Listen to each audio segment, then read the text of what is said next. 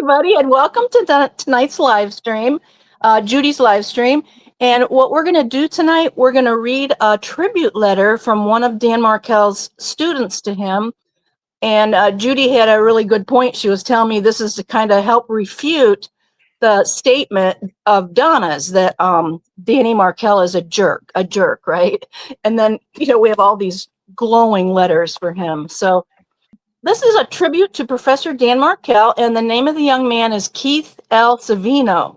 The day I first met Professor Dan Markel, I was prepared to walk into his office and tell him I was dropping his class. I was enrolled in his sentencing law and policy seminar, but had also recently been invited to become a member of the Florida State University Law Review. As a new member, I was required to write a lengthy student note, and I decided that completing papers for both Professor Markel's seminar and the law review in the same semester would be too burdensome and well beyond my capacity. In my mind, dropping Professor Markel's course was the obvious choice to lighten my workload. After we exchanged introductions, I told Professor Markel about my dilemma and my regretful decision to drop his class. He told me that he understood my plight and was glad I came to speak with him. I was relieved that this awkward exchange was about to end, but Professor Markel continued. He looked at me and said, "The vast majority of law students in your position would do the exact same thing. They would take the easy road in the face of something difficult. Only a committed few would do both. Do you want to be in the majority, or do you want to see what you're capable of?" I was rendered speechless by Professor Markel's proposal. He told me to take some more time to weigh my options and said that he would know my decision in 2 days on the first day of class. In the time that has passed since Professor Markel's shocking death, I have heard countless similar stories of his unbridled passion and enthusiasm for pushing his students and colleagues to succeed and to reach their full potential.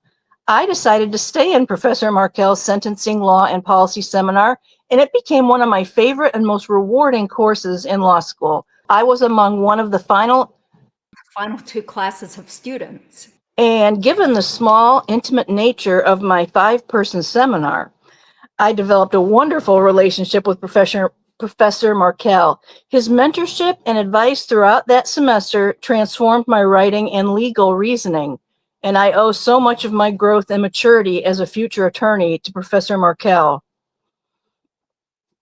Experiencing a Dan Markel class lecture was truly witnessing a force of nature at work. This part I think is cool. Within a few weeks of the semester, I was convinced that he was the most brilliant person I had ever met, and I was continually awed and oftentimes completely confused by the ease with which he could posit, and discuss complex sentencing law theory. During one lecture in particular, Professor Markel intricately explained the facets of his retributivism sentencing theory as applied to the character Jean Valjean from Les Miserables. After an almost 15-minute long monologue on how Valjean fit the retributivist principles, I asked Professor Markel if he often used Valjean as an example to explain retributivism. Professor Markel laughed and said that it was just something that came to him off the top of his head. Like I said, a force of nature at work. Beyond the confines of the classroom, the truly remarkable Professor Markel revealed himself further.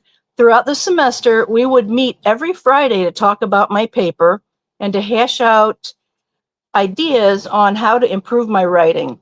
It was through these discussions, oftentimes sprawled out on the couches near his office, that I came to know Professor Markel as the man, legal scholar, and loving father that he was. We went through many stages of the writing process together, and I experienced the brutally honest critiques and comments that he is famous for. I didn't know how to react when he told me that my first draft was mediocre at best, or when there was a giant red X through 3 pages. But we eventually graduated to, now you're showing me what you're capable of, and then you've created something very special and thought-provoking. It was through Professor Markel's relentless desire to push me and to demand my best that I truly expanded my ability to think critically and to challenge conventional norms through my writing. The lessons and techniques that I learned from working one-on-one with Professor Markel have transformed my legal scholarship, allowing me to reach beyond my self-imposed comfort zone, challenge myself, and emulate his work ethic. We would often joke that Professor Markel probably never slept, given the amount of things he could accomplish in one day, but it was obvious from working with him that he strived to be the best in his field and had a staunch commitment to his work that few can claim. A tribute to Professor Markel would be incomplete without mentioning some anecdotes that capture his personality and zeal for life, and I would like to share a few. While I was writing my sentencing law paper, it was not uncommon to get an email from Professor Markel at midnight or 1 a.m. with links to law review articles or New York Times op-eds related to my paper topic. He would include a quick sentence saying, "Thinking about your paper, started looking up some materials and came across this, hope it helps." I was always struck by these emails, and they speak directly to Professor Markel's investment in his students.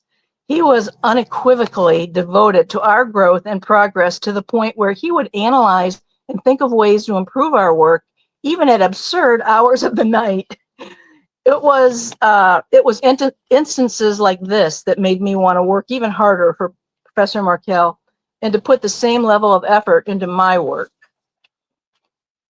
Professor Markel is well known for connecting people and for sharing his vast network of friends and associates, and he spared me no exception. When he found out I would be interning in Washington, D.C. over the summer, he took it upon himself to contact his friends who lived in the city, send me a complete list of restaurants to try, and recommend the best places for live music, good drinks, and somewhere to unwind after work. I was working in Washington, D.C. when I found out that Professor Markel had been killed. I will never forget, this gives me chills. I will never forget walking out to the park across from my apartment and sitting on a bench for hours, numb, not wanting to believe the news I had just received. Finally, the largest and most important aspect of Professor Markel's life was his two sons, and he used every opportunity to express his love and admiration for them. During one of our family Friday sessions, Professor Markel was obviously distracted on his iPhone as he kept scrolling through something while wearing a huge smile on his face, one that expressed pure joy. Sensing my frustration, Professor Markel flipped his phone around and excitedly showed me pictures he had taken of a painting that Benjamin, his son, made. He told me that he was so overcome and happy by his son's artwork and that he could not stop looking at it. Professor Markel showed me more photos and boasted about how perfect his boys were, with that huge smile on his face the entire time. I am forever grateful to have witnessed this type of love a father can have for his sons. I love that part. The final time I saw Professor Markel, he invited our seminar class to his house for the traditional final class dinner. We were looking forward to this final class all semester, which included dinner personally prepared by Professor Markel and then a group peer review of our papers. When I got to his house, Professor Markel was bustling around the kitchen in his socks, putting a vegetable lasagna in the oven, making homemade guacamole, and filling wine glasses. It was impossible not to notice the string hanging across the living room ceiling holding Benjamin and Lincoln's vast array of artwork. Given the unsettling tragedy surrounding Professor Markel's death, I am comforted to have this positive, happy, and final memory of him. We spent the evening laughing over dinner and had a very thoughtful and encouraging peer review, led by Professor Markel's uncanny ability to facilitate discussion. I shook Professor Markel's hand as I left, and he reminded me that if I ever needed anything over the summer or if I had any questions, law school related or not, he was always there. Although 6 months have passed since his death, I still have to catch myself from walking up to his third-floor office in B.K. Roberts Hall, wanting to tell him a piece of news or to ask for his advice. I want to update him on things in my life and to ask him whether he agrees with my decisions about classes, job interviews, and plans for my future. While I have to remind myself, excuse me, that these things are no longer possible, I carry with me the things he said, the emails he sent, and the values of hard work and devotion he instilled in me. I will never forget Professor Markel, and I will always do my best to keep his memory and spirit alive. Doesn't sound like a jerk to me, Judy. Yeah, I mean, how many people would have all these students and colleagues and old friends writing such heartfelt, gushing tributes to them Yeah. after their passing? I mean, do you think anybody's going to write such things about Charlie Adelson or Donna? No. Yeah, you're right. That's a doubt it. good point. Yeah, or Wendi. Yeah. Yes, and it's so sad when you read the parts about how this student just went out into the courtyard and sat there for Yeah. hours after he found I out. Professor, I teared up when I read that because, you know, just think, I don't know. I don't know if I tear up over Dan Markel. I mostly just get very angry about what the Adelsons did. But this guy personally knew him. I mean, this is the guy who wrote this letter, and he's all these feelings for Dan Markel, and then to just find out his life just got snuffed out. I can't even imagine how painful. Yeah, I can picture him sitting there for hours on that bench, like, what the heck? Like, what? it kind of reminded me of when Tamara, Dan's good friend from Harvard Law School, she said she went back to his house and just sat there at the front door for Yeah. a while, just absorbing the whole Yeah, that's tragedy right. of it all. Yeah. Yeah, so a lot of people were profoundly affected by his passing, which makes it even more bizarre and cruel that at Dan's son's birthday that Donna would be so cruel to say something like that, saying, but you know what? He was a jerk. Yeah. Allegedly. Well, I Yeah. was thinking about how Sara Yousuf said, you know, in all fairness, she didn't like Dan either. He came across, you know, she thought he was a little bit arrogant, talked about himself or his accomplishments or something like that. But then even she said he would go out of his way to find articles he thought might be of interest to her and what he knew through Wendi she was doing right then. And he would help send them to Wendi and say, please send these to your friend Sara. And I have a feeling she didn't like them. She probably had Wendi in her ear, and that was really influencing her. And for what she saw personally between her and Dan, he was helping her. She wasn't even his student. Yeah, he seems like he was always full of good intentions and caring about other people. Right. And one thing that Dan's friend from Harvard, David Latt, said was that Dan was the type of person who wouldn't say, this isn't my problem. Like he would actually go out of his way Yeah. to help people who couldn't be of use to him. He'd still be thinking about the greater good and watching out for people who couldn't help him. Like Yeah. he wasn't just self-interested. That's the feeling. Exactly. Yeah. Just like you, Judy, because you're always promoting other content creators. You help law students. You are the same. You have that same quality. Oh, well, thank you. I don't know. Oh, I wanted to say something. I get up on my soapbox. It was such a cool accomplishment when Kathy at Lies and Innuendos recently made it to 20,000, right? Yes. I don't think our Judy has 20,000. No, she surpassed me.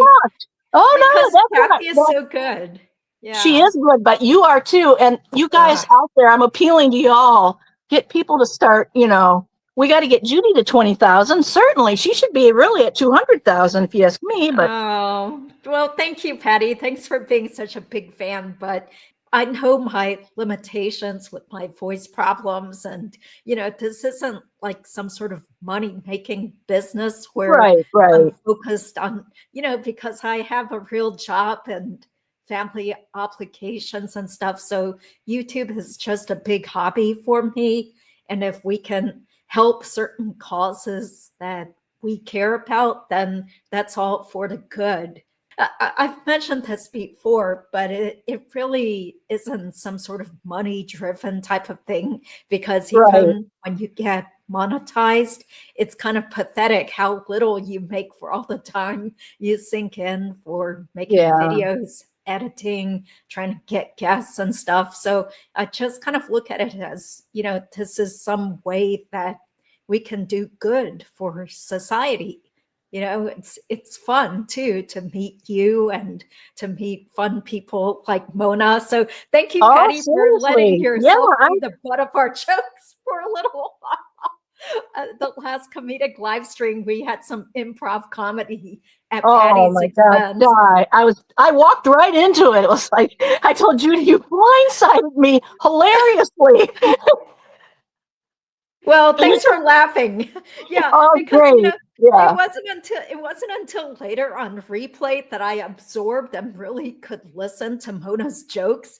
And when she said something like, "Well, you know what Harvey told me? Harvey told me that Patty was really flirtatious and she wanted that extra check." You know what I mean? That was funny. I loved it. Yeah, I just loved it. It was great, you guys. If Yeah. if you didn't watch that, well, I mean, Yeah, I go get the back and watch it. It feeling. was really funny. Yeah, yeah. Well, a lot of times people aren't as interested in the comedy because, there is a subset of people who feel like, you shouldn't be making fun of this situation, or, why are you guys laughing about things and all that. But I mean, I think in a way it is a way to further honor Dan Markel, in that we Absolutely. have found a community of people who have come together across the whole world who care about Dan Markel. And we wouldn't have met each other if it hadn't been for Dan. Bringing So, people together, even, yeah, even in death. Yeah. yeah, that's right. Yeah. Yeah. So, tell me more, like, how have you been doing and how do you feel about all these latest occurrences in the Donna Adelson Markel case? About the um Anything. Like, for yeah. example, Sara Yousuf, like when you first heard about her and her Well, deposition. yeah, she said that, Donna said that Dan Markel was a jerk after he just had died. And then they said she doesn't really have anything else on Donna, but boy, I think they're gonna have a lot on Wendi from about her. And then what about I had just saw part of a STS on replay, and it was Tim Jansen said there's news about Wendi. I mean, this is from, we all have known this for a while, but I happened to just see that clip where he said there's news about Wendi. There's something coming down the pike, but I can't, like, he couldn't say his source or anything. And I'm just thinking, what is it? Like, I'm just dying. And now they have Sara Yousuf now. It's like everybody's going down like dominoes, and even people are starting to come forward now. I'm thinking about that dentist I worked with who got laid off by Harvey with no notice. I like, where is he? I wish he would. Where are other people who You know about Google him? him? Can't you just Google I him don't. and I, find I him? don't remember his name. I don't even. Oh, I don't darn. even remember his first name. So It's too long yeah, ago, right? yeah, 39 yeah. years ago when you worked with him. Yeah, because I bet if he's still around Florida, he probably did hear about the Adelsons getting arrested, Charlie and That Donna. that's got to be big news within the dental field. But maybe not. I mean, I asked my dentist a few months ago if he was aware of it, and I had brought in an article to show him, and he didn't know about it, but he was spellbound reading all this stuff about this periodontist and dentist, and Mm-hmm. yeah.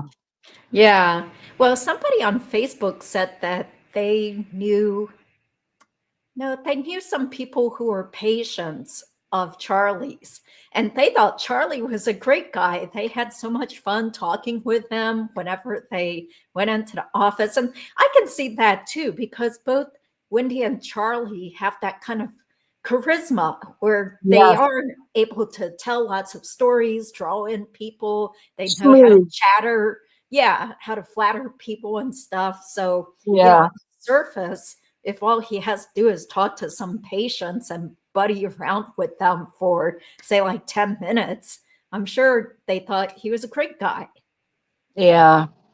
Mm-hmm. Yeah. And Wendi, I think that charming thing, I think she takes it to a level beyond Charlie. Because if you can remember her saying to the advocate during her police interview, we look alike. I think you could be my sister. Or like, she's Yeah. like kind of sucking up to her. And I'm like, why would she Yeah. bother doing that? She's not in charge of anything, is she? I don't know. And then she Yeah. told Craig Isom, do you remember her later on, partway into it? And she says, he must have left and came back in the room. And she says, I'll bet you've had a long day. Like, something a wife would say to a husband who comes home tired from work. It's like, oh, honey, you've had a long day. It just looked like she was just buttering him up. Yeah. Yeah. Exactly. Like she knew exactly what to say to try to bring out people and get them to like her, like that whole mirroring thing. Like, don't you think we look alike? Oh, We could be yeah, sisters. yeah, I have that same skirt.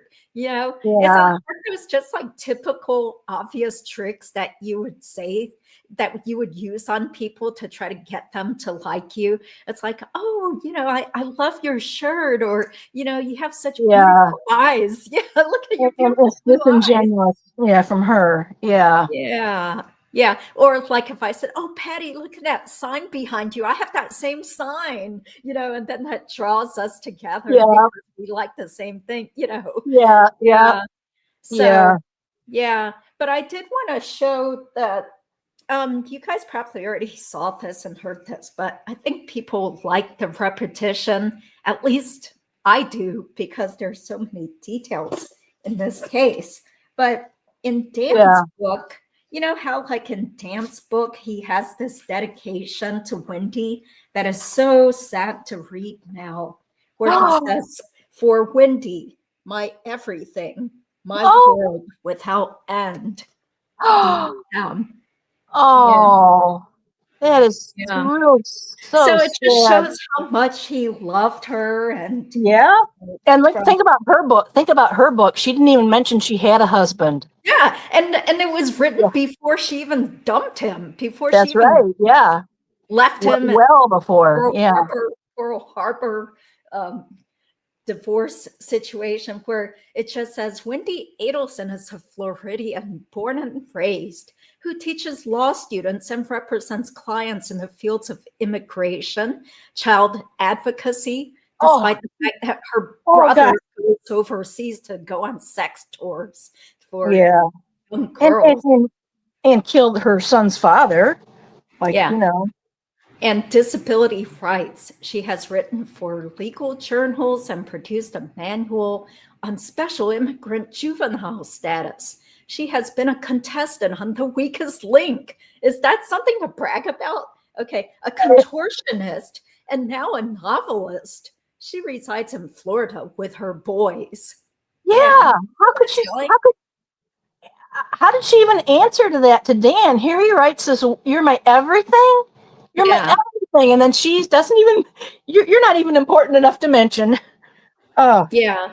And and- it reminded me also of this birth announcement for one of their children in the Brandeis Alumni magazine, where it just talked about Wendi Adelson and what Wendi Adelson is doing, and then mentioning her new child. And it only says her husband as Danny.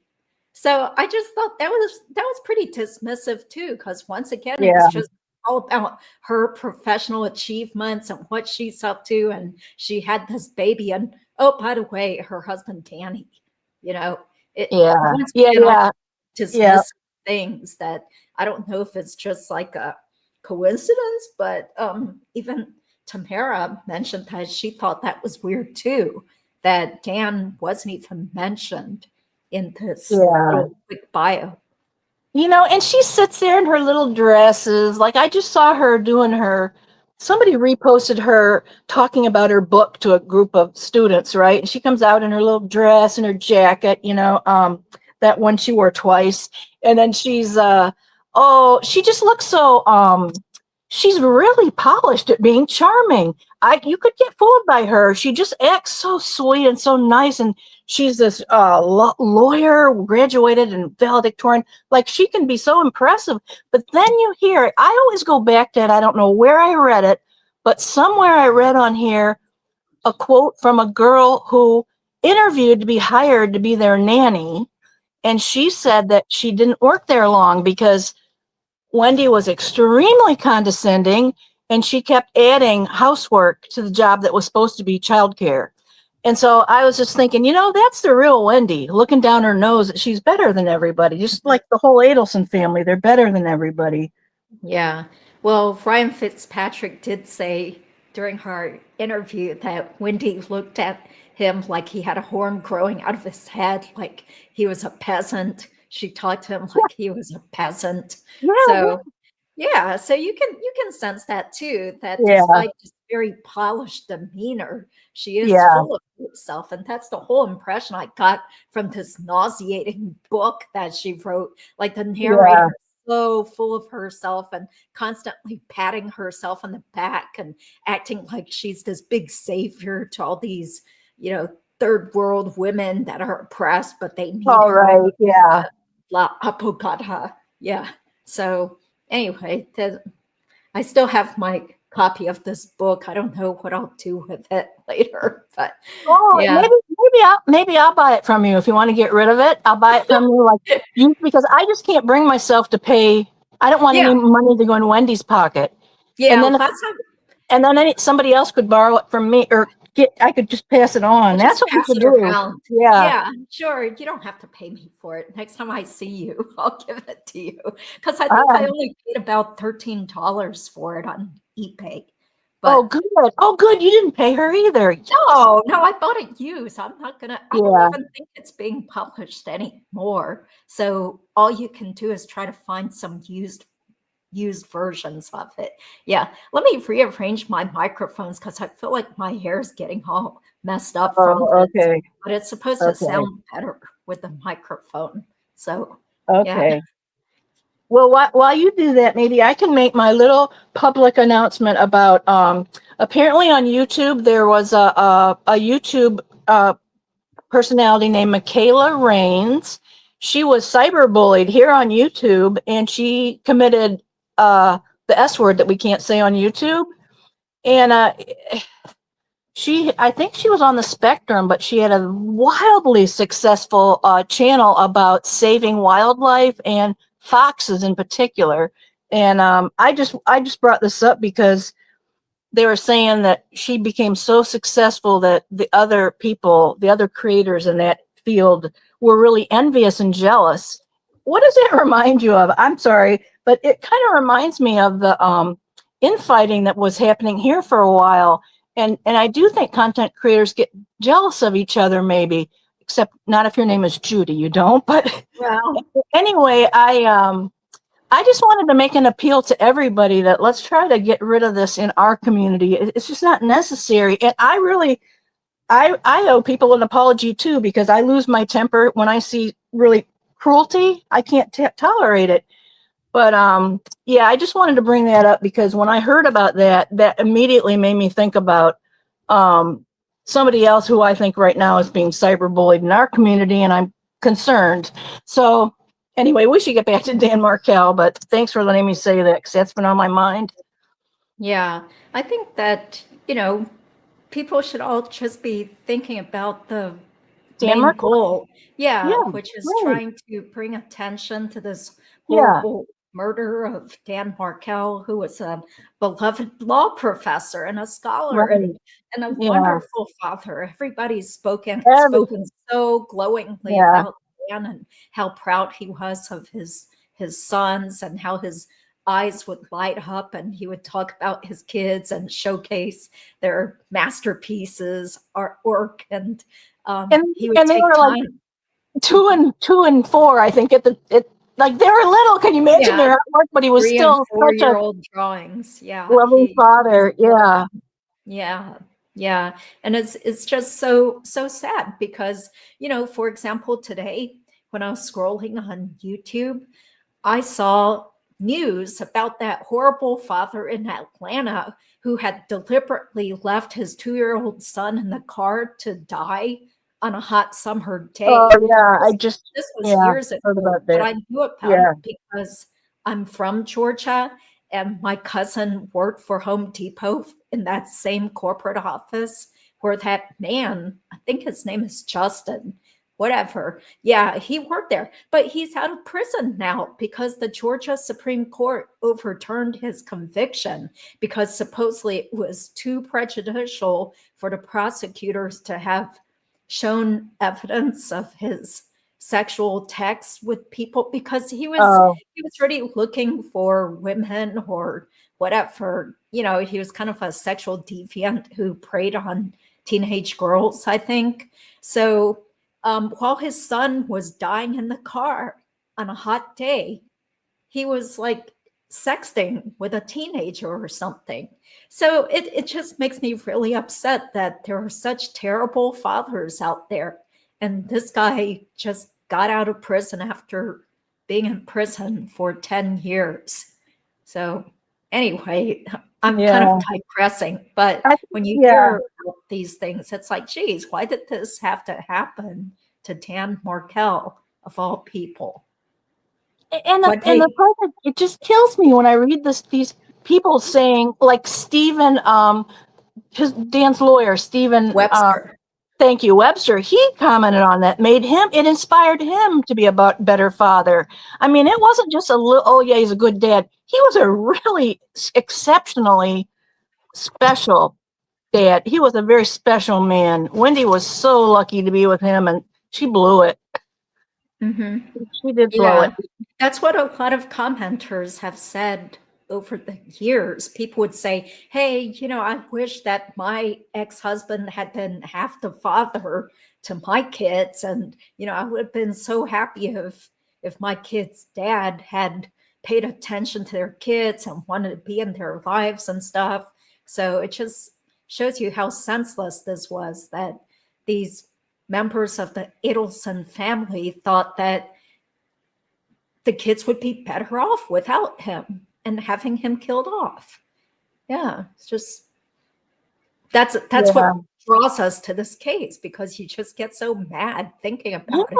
yeah, yeah. You get Yeah. indignant. How dare they? Yeah. Well, I think I found that Brandeis Alumni Magazine thing. Here it is. I hope that you guys Oh, can see it. It says on October 13th, 2010, Wendi Adelson, in bold print, and her husband Danny welcomed Lincoln Jonah. Wendy writes, quote, our new roommate joined Big Brother Benjamin, who was born in July 2009. Our house is overrun with little boys and we are having a ball. She works as an attorney with the Center for Advancement of Human Rights at Florida State University and teaches at the FSU College of Law. She teaches courses on immigration law, human trafficking, and immigrant children's legal representation. Yeah. So I'm like, okay, so there's no mention of Markel here. That seems kind of, you know, foreshadowing to me. yeah. Yep. Mhm. Now let's take that off the Yeah. screen. Yeah. Oh, and I have to say, I'm not going to say any details, but I did quickly find where Wendy is in Austin.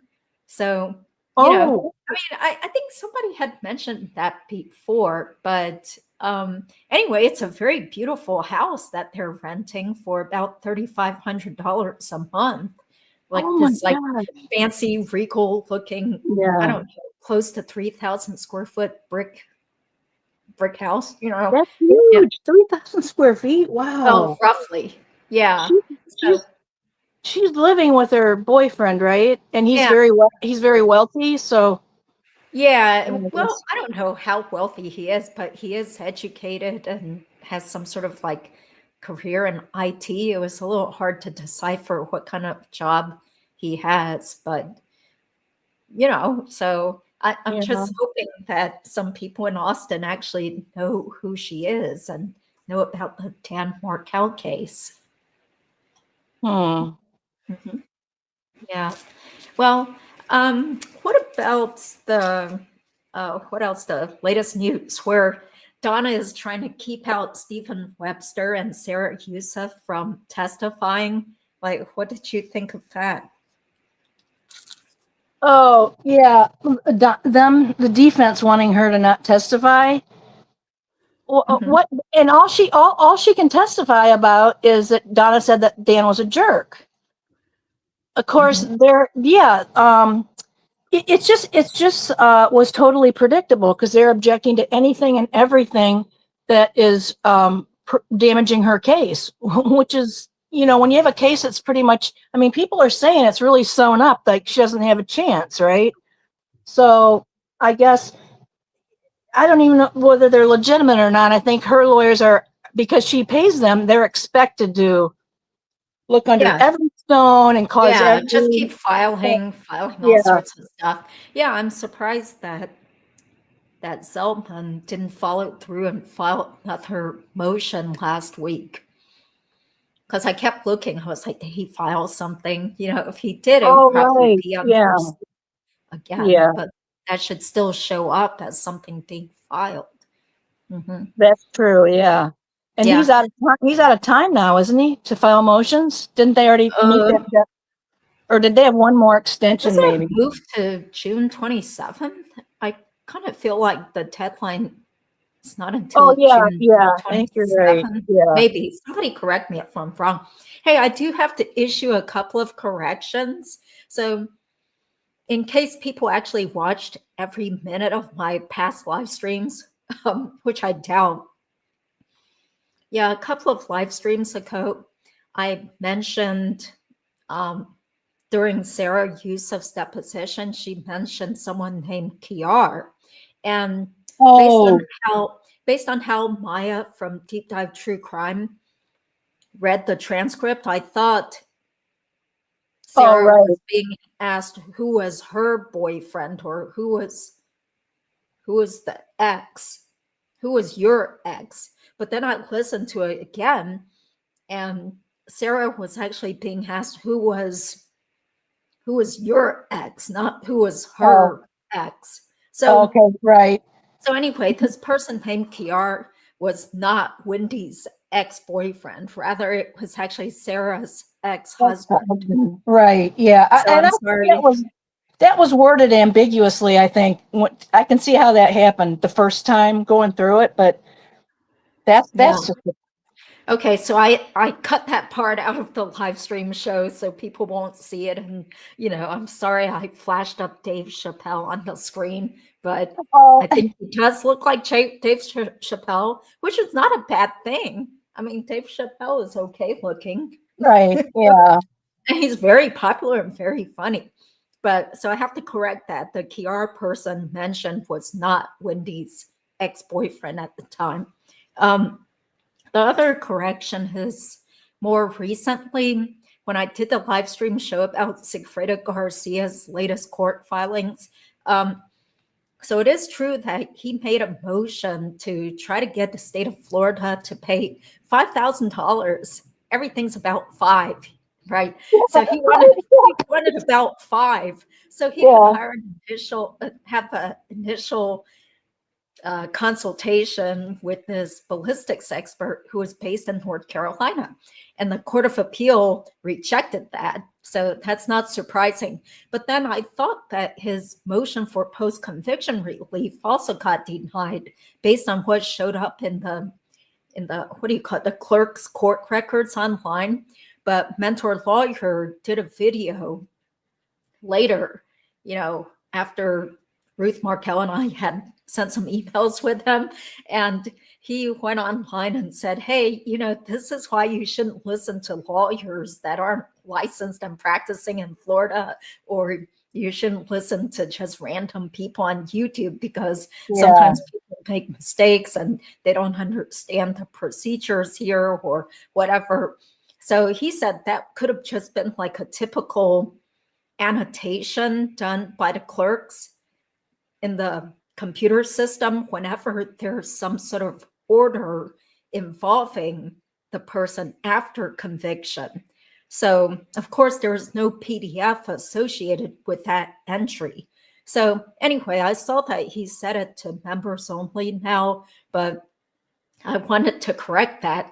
He also said that typically when somebody's complaining about inadequate assistance of counsel, that typically there has to be some sort of evidentiary hearing.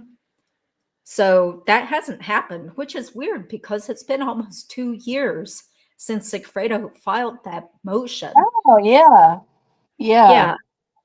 So mentor lawyer said that would be really, really strange and unusual if the Court of Appeal went ahead and ruled against him without even having some sort of hearing. Yeah. But what do we care? I don't care because he's in prison anyway. So let him just sit around waiting because I Yeah. don't think it's going to be granted anyway. Right. Yeah, he's a kind of a puzzle to me, like how, he'd never said anything. He didn't go for a deal. He didn't even go for a deal to try to save in exchange for saving his children's mother. Like, yeah, I don't know what his game plan was. I don't know. He didn't have one. I guess he and Katie both just thought they were going to get off, I think. Katie definitely thought she was just going to get off. Yeah. Mm-hmm. Yeah, she was so arrogant. And, maybe she was also overly confident because of her attorneys. How Tara Kawase even posted pictures of Katie on her Instagram and was constantly sending out this PR acting like Katie is totally innocent. This is a poor, innocent, poor person who is being oppressed by the evil prosecution, and she shouldn't be in jail, and she's being unfairly prosecuted. That was bizarre. That was bizarre how emotionally involved she got. I wouldn't think lawyers usually would do that. You would keep a professional distance. I think an attorney should be posting pictures of their client and, making some wild generalization like, yeah, she's totally innocent. She had nothing to do with this. And, because you're just going to wind up with egg on your face. Yeah. So who are you going to persuade through Instagram? That just looks really cheesy. Yeah. Mm-hmm. Yeah. Oh, thank you. Riverdale Pilates. I asked her if she wanted to join us, but she says she's too shy. She feels, see, this person, we've talked on Zoom and emailed each other a few times. Okay. And so she's a nice fan and supporter of this channel. And I think she would have really interesting things to say about the case. But, some people don't want to be in public and show themselves on YouTube. So thank you for still being there, Riverdale. What's her name? I don't know if I should say her real name. Just her YouTube. Does she have a profile name? Riverdale Pilates. I don't know if she has YouTube stuff, though. Do you have videos on your channel? I don't know, but we can check and see. Thank you. Yeah. Well, Riverdale, if you ever want to give it a try, I would suggest going with Judy because I was very nervous about, being on live YouTube the first time Judy interviewed me, and she really helped me. She'll help you. She'll talk to you about what you're comfortable with, and then she'll honor that. So if you're not comfortable, especially you're somebody who should go with Judy. You, Patty. Yeah, because it does take a certain type of personality to be willing to put yourself out there. And sometimes there are really mean people who are going to criticize you, any little thing that's off or that they don't like about you, then they'll just leave a comment. And sometimes people don't see it and delete it fast enough. So you might see it and feel bad too. So that happens to all of us. Because if you put yourself out there, there's lots of rude or weird people out there, unfortunately. Yeah. Okay, so Barbara says, I believe the Adelsons make great promises to get Katie to keep her mouth shut. Yeah, I feel very strongly that Charlie especially must have coached Katie and told her, just keep your mouth shut, don't say anything. And I'm Yeah. going to keep giving you and your family money and gifts, and, I'll help you out for life. Well, when Because they were at that restaurant, I can't think of the name of it, where he got wiretapped. Dolce Um, Vita. yeah, Dolce Vita. They were Charlie was saying a lot of stuff that you could pick up from the recording. If you could hear it, he was telling her a lot of stuff very emphatically about the police can't get you if you were in the car, but you didn't do this, or if you left, if there's forensic evidence in the car, they can only prove you're like, he had this whole long thing. So you could tell he was a real know-it-all. And I think he did influence her. She thought she was going to get off. So, um, Yeah, why be accountable if you don't have to? That's what, exactly. Yeah, and that's the way Charlie is, because even in his prior court testimony, Ryan Fitzpatrick talked about how Charlie would just keep talking and talking and talking at you and, trying to convince you about something, and you just go along with it just to, get him to shut up eventually or something like that. So I can see, especially with Katie being so poor and broke all the time, that she was probably really happy that she met Charlie, because then she could right. keep milking him for more money and gifts. Yeah. Mhm. Yeah. Yeah. And I guess who was it? Maybe it was Ryan or somebody said Charlie was loaded. He was loaded and he didn't mind spending the money on his friends. So I think he was out there with his credit card paying for all the drinks and whatever. Yeah. Yeah. And Yindra, Katie's former best friend, she said that Charlie even let them use his limousine. He had a limo, so Oh wow. the young ladies could just use it for a night out on the town and show off and have fun at his expense.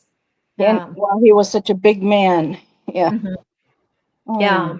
Oh. hmm So, so I'm just trying to think what else is going on in this whole Adelson case, because, well, I mean, kind of going off topic here, but did you hear the victim impact statements in Fabio Cementilli's murder No, case?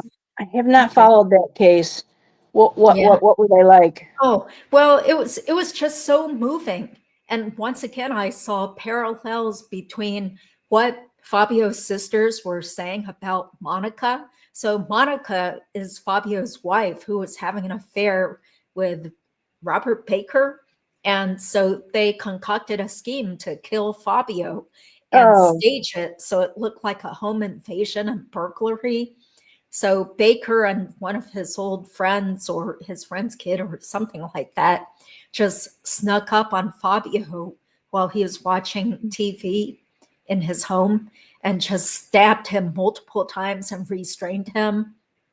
So Monica was the one that kind of helped, because she helped get his schedule. She knew her husband's schedule, and she left the door unlocked to the house so that Baker and his friend oh, Chris Austin could break into the house and attack Fabio's. So Fabio had two very articulate sisters who gave victim impact statements. And um, once again, I have to thank Kathy from Gossip Rumor Innuendo for telling us about it, because otherwise, I don't think I would have sought it out to go watch those speeches.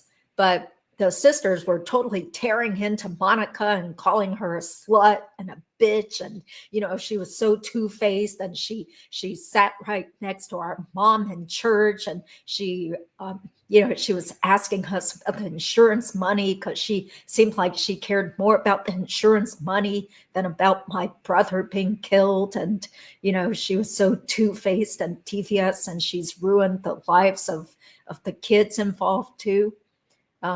Because Fabio's one of the daughters was the one who walked in upon the crime scene and saw her father oh, dead in the house.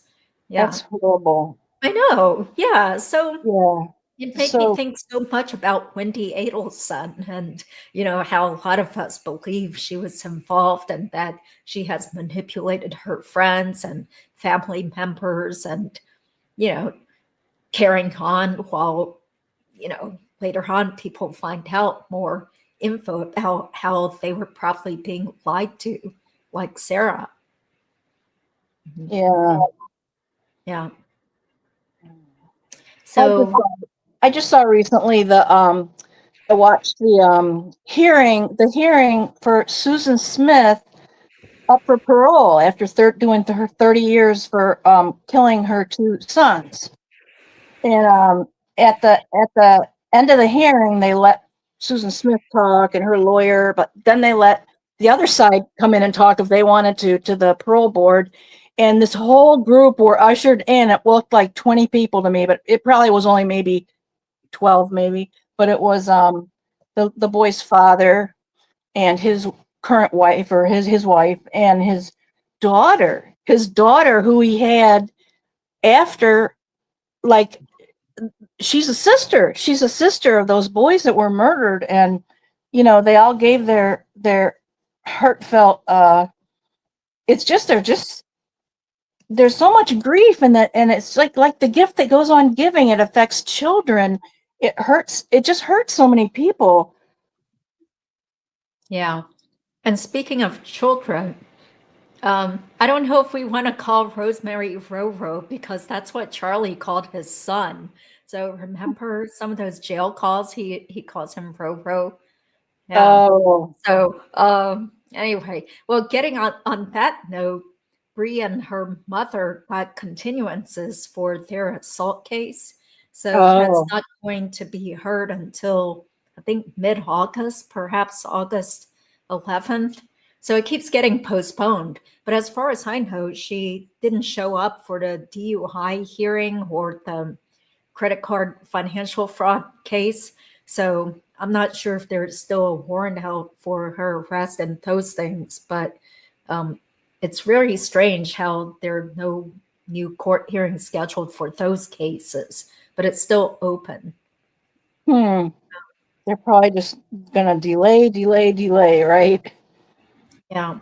Oh, okay. Change of venue motion. So Judge Everett just said he was going to reserve his ruling. So I think he would just wait until after jury selection if it turns out they can't pick a jury. So that's Yeah. just put off. They're gonna be able to pick a jury. I'm not even worried about that. Yeah. Totally agree.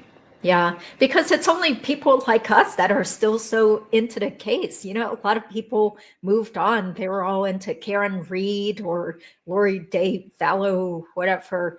Yeah. Daybell Vallow. Yeah. Yeah. There's always other, unfortunately, more gory, gruesome, more recent murder cases that just take people's attention away. And people keep mentioning this, like on STS, that Tallahassee is a pretty transient town because of the university and the legislature. Yeah. Yeah. So it's been 11 years. I'm sure there'll be tons of people that Have didn't moved even there. hear. Yeah. That's true. Like, Very and it seems transient like town.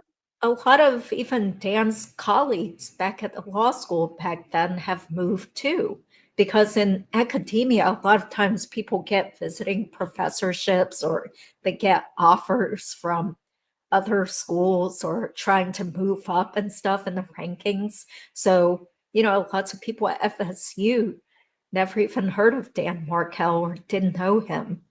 Right. Yeah.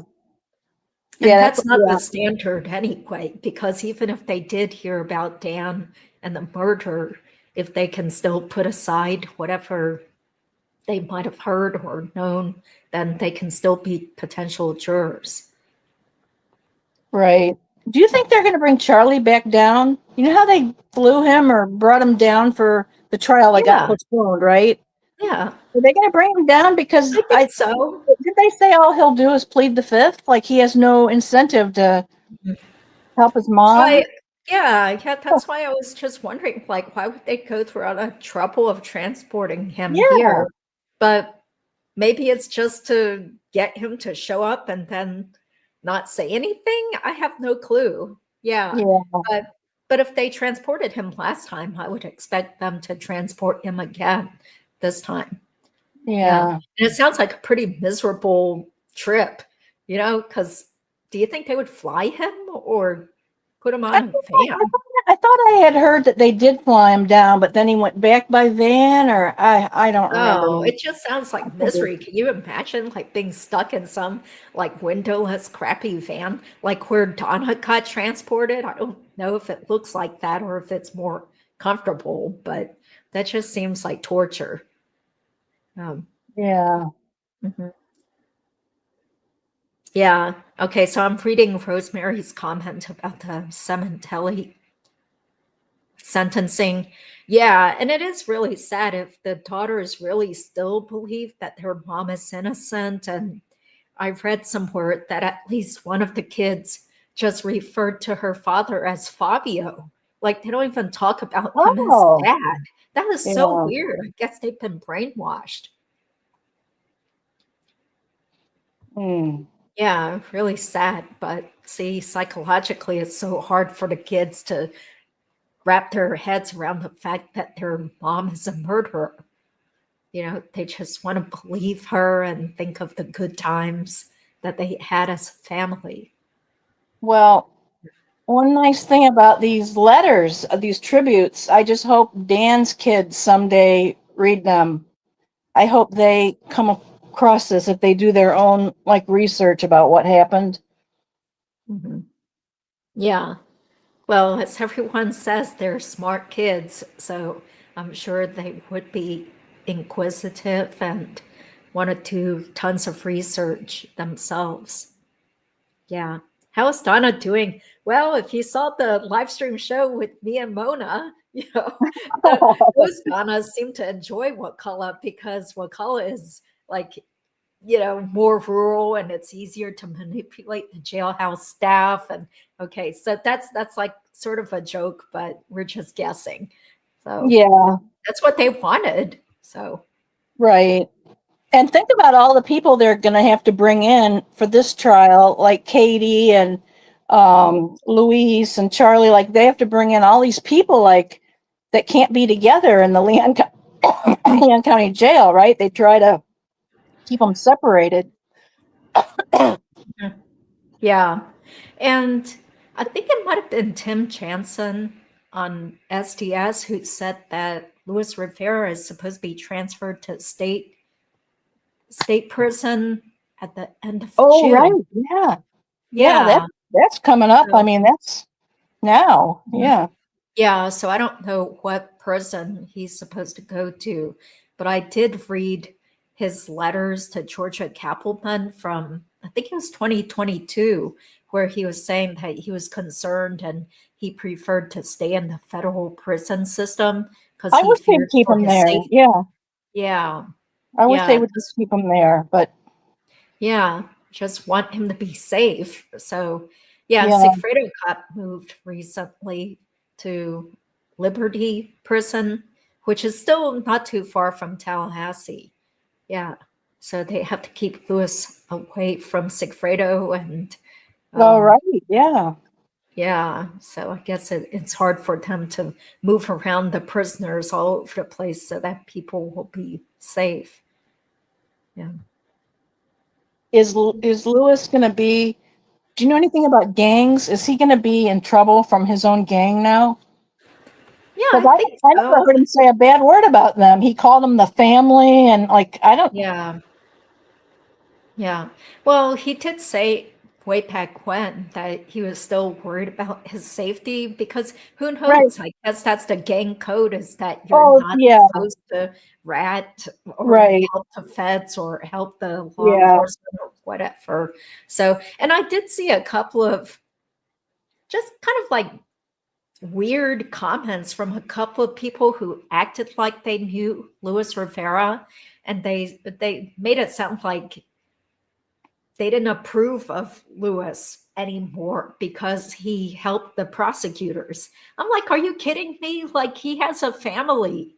He has Yeah. a You can't. granddaughter now. He's like Yeah, 5 or what are 6 you gonna kids, I say? think. Yeah. Yeah, yeah. He had 5 kids. Well, some of them were I sort think of they like were as adopted yeah. kids. Right. Yeah, Yeah. or his wife's kids, Step but then he stepchildren, did but have, yeah, yeah. he did have at least a couple of biological daughters, Mhm. and one of them had a baby girl maybe about a year or so ago. So, it's just real sad. It's like, why can't you understand? It's just common sense that if somebody can make a deal and not be in prison for life, then why wouldn't they? And plus, it's a good Exactly. thing because we wanted the family to know what had happened.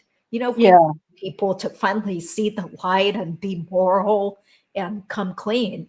So Right. who are these jerks on YouTube for ragging on Luis Rivera, acting like he's still a bad guy because he helped solve the murder mystery? Yeah. So that's just kind of Mm. warped logic, like saying that he never should have talked. It's I really keep stupid. thinking I'm going to write Lewis a letter. I want to write him a letter, but I don't know if I would write it in English or Spanish. And then he can't read, right? So he'd have to get somebody to read it to him. Oh, he said he was almost done getting his GED when he wrote that letter to Kaplan. Really? Yeah. Oh. So he, I mean, I think he can read simple English by now. I mean, Mhm. you can't get a Yeah. GED if you can't read. Yeah. So, yeah, but good for you if you feel like writing to him, but we don't know what prison he's going to be put in. But Right. you can find his inmate number just by doing a search, I think, for the federal inmates. Right. Yeah. I'm familiar with that from my older brother who was incarcerated his most of his adult life. So, and I would have to, you know, look up on there. Well, I had to look up on there just to see what his charges were because he would lie. He would say, this happened, but it was really something else, much worse. Oh, I can't remember if you mentioned that before, but do you keep in touch with this person? No, this is my older brother, and I don't know. My parents had 7 kids. Um, he was the only one. He just really has no conscience. He has no morals. He started really young as a teenager, breaking into homes, not to steal anything, to ruin things for kicks. That's kicks. Like I think he dumped ketchup down somebody's Steinway piano, or like just stupid stuff. Then it was like breaking in and entering and stealing cars and stuff. And then yeah, that's my older brother Ed. Well, he is deceased. He killed himself a couple years ago because he came home and caught his wife in bed with another man, and so he shot the man. And the man lived, but he realized once he shot him, he realized he was going to go right back to jail, and he didn't want to go, so he killed himself. So it's a really tragic story, but Oh, I'm um, so sorry. That it's must have affected your whole family. it did, but yeah, he just was a very lost soul, and he was a registered sex offender. He was not a person you wanted to be around. So, Oh, well, when he but was yeah, in I did go. prison, I did go and visit him once in prison, and it was interesting because I was in high school, so this is a long time ago, and it was the inmates were allowed to have a Christmas party, and they could invite family, and so I went and I told my parents I was going to work because I had been forbidden to talk to him, and I drove. It was in Michigan. I was in Ohio. I drove up to can't remember the name of that town. It's somewhere near Detroit, and that's where he was. And I went in there, and I don't think they would do this now, but it was like a gymnasium or something, kind of dark, like if you went to your high school prom or something. It was this all set up with tables and chairs, and the prison had their own band, and my brother and I danced to the song when they played the Jailhouse Rock. So I love that. That game, Two oh, Truths and a Lie. I can always say, I danced to the mhm. Jailhouse Rock while I was in jail. Like, and it's true. Oh, But interesting. yeah, Oh, oh, well, so sorry that, your brother had that type of life. Yeah. yeah. Well, let me see. Who thinks Harvey will attend Donna's trial? I think he will, because I he think he actually will. dared to show up to that hearing. So Right. yeah, I think he wants to show his support. But I'm gonna isn't that sit going to next be to him. so awkward? Yeah, Yeah, really. Do I you think am. he I'm would gonna sit say next to anything? him. I don't think I'm gonna talk to him, but I'm gonna sit next to him. Uh-huh. If he starts crying, I'll hand him a tissue. Oh, I don't know. No, Do you think he would recognize you? well, if he's watching these YouTube things, then yeah, he would recognize me. Yeah, but if he didn't, then he wouldn't, because I think it's, so many years later, I look different. Okay. I'm sorry. I'm kind of behind in the chat here. Yeah, and Yeah. I'm not helping much, and I can't get chat to come up. Let me see. I got both of my phones, so I'm gonna. Okay. Yeah, because if you're on a computer, you can see the comments on the right side when you click comments.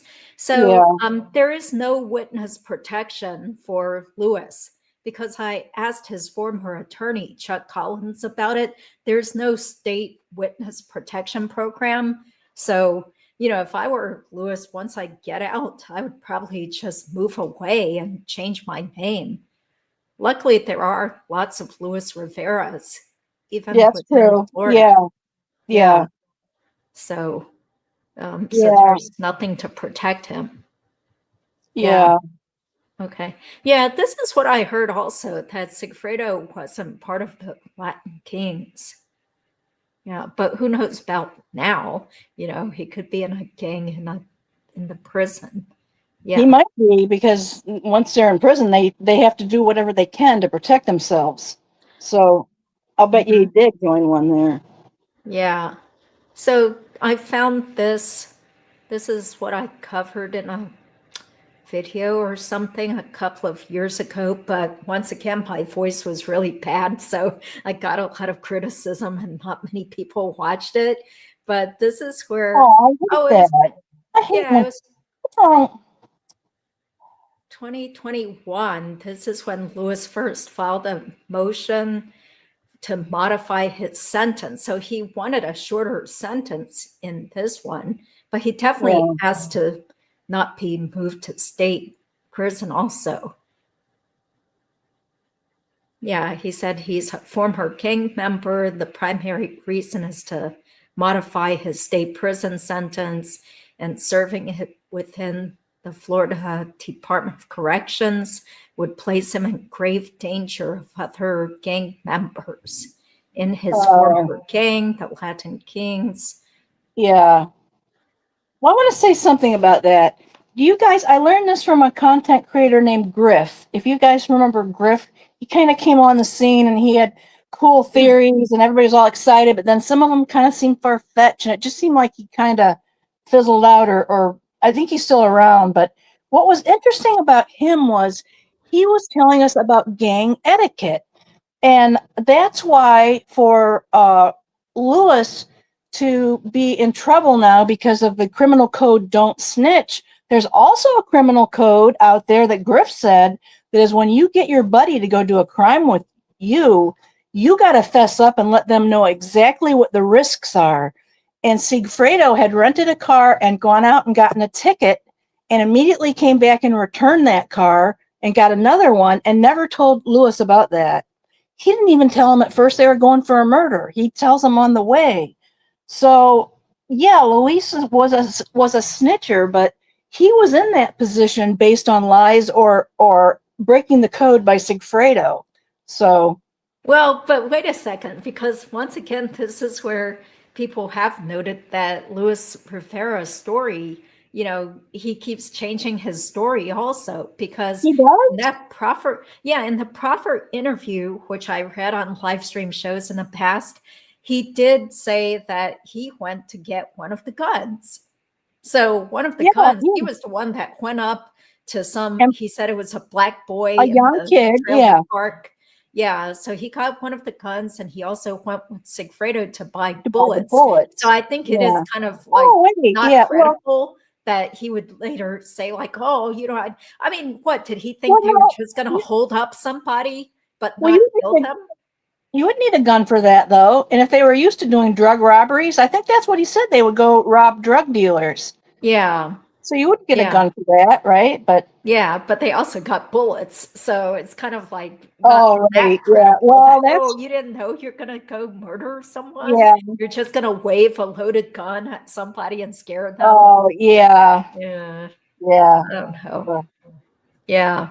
Oh, okay. So the pit bull Morgan Honeycutt can protect her. Yeah, she looked tough and nasty with that look that she gave to the official photographer for a newspaper. I'll tell Yeah. you what, if she tries to pull this business, mark my words, if she tries to pull this business with guarding the door while Wendy's in there, I'm going to mow her down. If Yeah, I'm because in the that's a bathroom, I'm going to mow. public It is. bathroom. Exactly. Yeah. Yeah. That's just Yeah.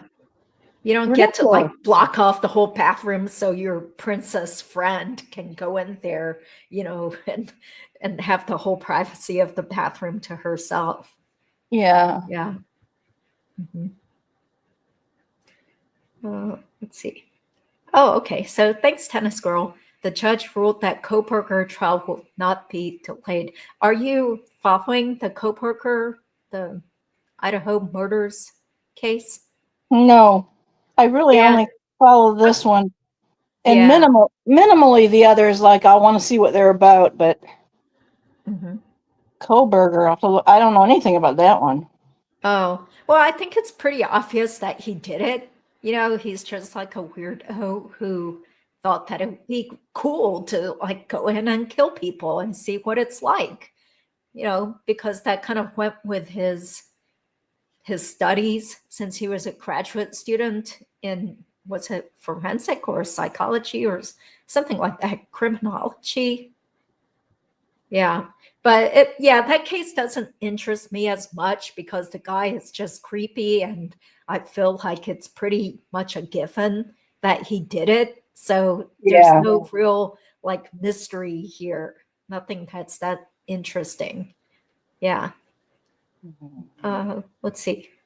Lewis had to say he didn't know what would happen, so he wouldn't get the same sentence party to a crime. Yeah. Okay. Oh, Olive Oil is saying mow her down if Morgan tries to block the bathroom. All Yeah. right. Yeah. So how are you feeling these days? Like, I think you've made it publicly known that you're a cancer survivor, Oh, right? right. Yeah. Yeah. Yeah. So, Well, yeah, I'm doing pretty good. I mean, I'm at the let's see. I'm in my third year. Third year, you do 5 years and then you can legitimately say my cancer's in remission. Or can you say I'm cured? Well, one of the two. But yeah, I'm doing good. I cancer get free. all my checkups are good. I go once a year they do scans and I see a lot of specialists and uh I have ongoing damage to my body from the cancer treatment, but I don't complain about that because cancer tries to kill you. You have no choice but to treat it. So, but I have, different things I can do for that. And it's just kind of like aging stuff and it's my new normal. And I have to, I have to be a lot more careful about like what I eat and stuff. My digestive tract has been, radiation causes scar tissue. So it interferes with your body's ability to function. So Mhm. yeah, I have some stuff I have to, deal with, but hey, I'll take that any day over being 6 foot under. I mean, Yeah. I have little grandchildren. I love my there's I was with them today and they're so much fun.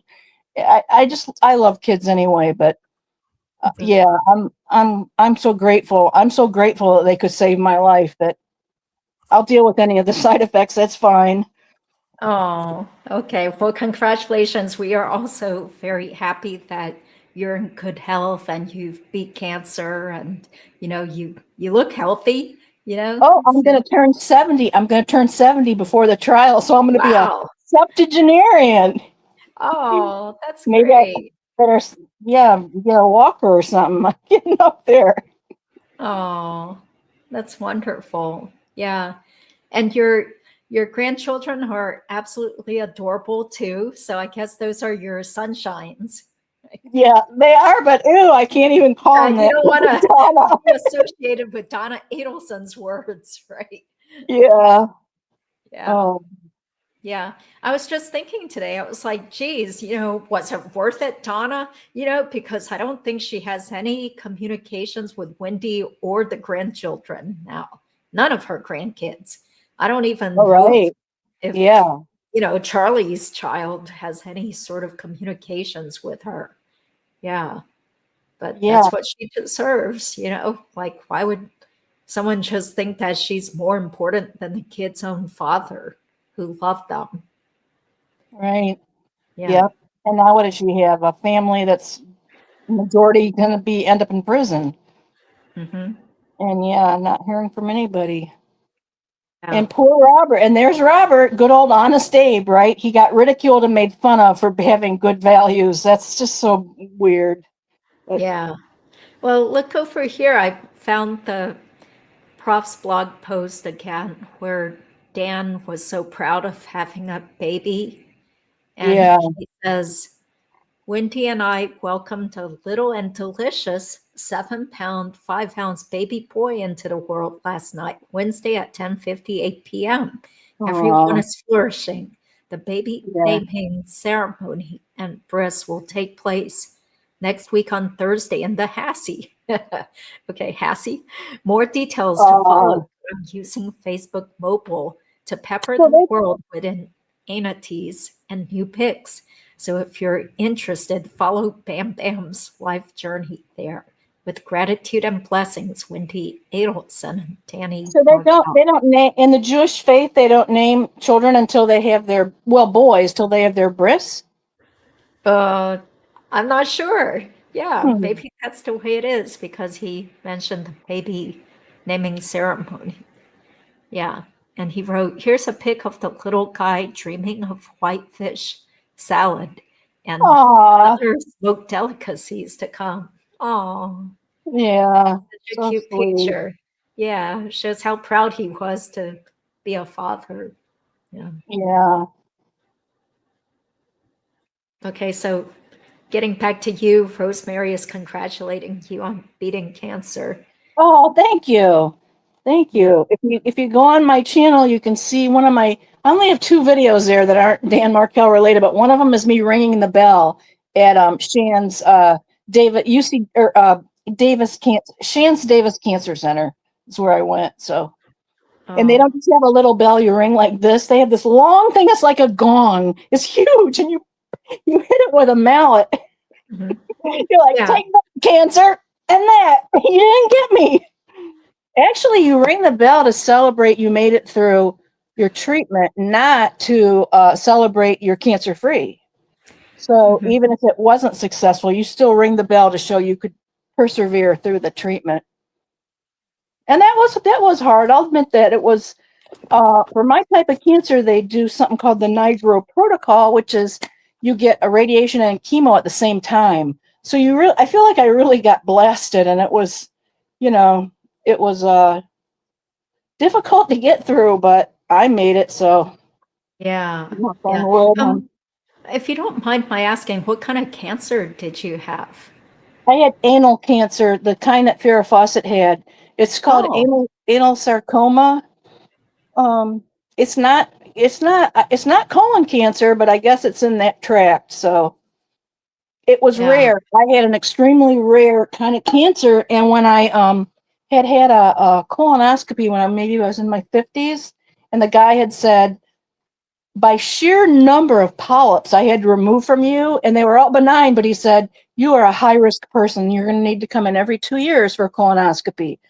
So I came back in 2 years, and I saw his partner, who was a young guy and was not familiar with that type of cancer, had only barely seen it a couple times in his career. So he did my colonoscopy, and he not only didn't see that cancer, he said, you're clear of polyps, so we can go back to the 5-year schedule now.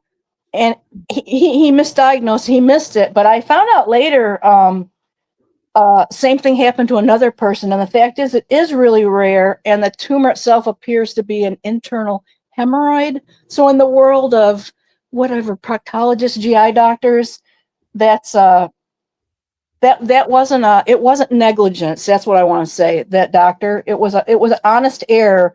But here's the weird thing: a couple months later, I got extremely sick. I didn't know what I had, but I had to go to the emergency room. I was in so much pain. I was having an attack of diverticulitis. And when they did it's the first time I ever had anything like that, right? It was the first time I was ever hospitalized in my life, right? Oh. So I can't remember where I was going with that. It's because I had diverticulitis. I was in the hospital. My doctor wanted to see a follow-up, not a colonoscopy. They call it a sigmoidoscopy when they only look at the lower half of your intestines. And he wanted to check on the status of the healing of my diverticuli. And so when they did that test, it was the other guy, the more experienced guy. And when I came to from anesthesiology, he wasn't talking at all about my diverticuli. He was saying, I'm sending you to a surgeon. You have something really suspicious. And I knew he knew it was cancer, but didn't want to tell me. So I got sent to a surgeon, and that was weird too, because he didn't have my biopsy. He didn't know why I was sent there. I was sitting in an operatory waiting, and he had to call over there, and they had to fax him all the stuff. And then it was really nice. I was glad. At first I thought that my other doctor was so chicken. He already knew me and had a rapport with me, and he could have told me. He got my biopsy and still didn't tell me. It's like 2 weeks later, I go to see the surgeon, and he gets a biopsy. But what I liked about him was he had a much better bedside manner than my doctor.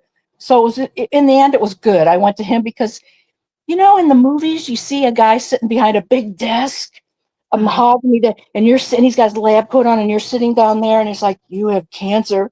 Ooh, it's like this.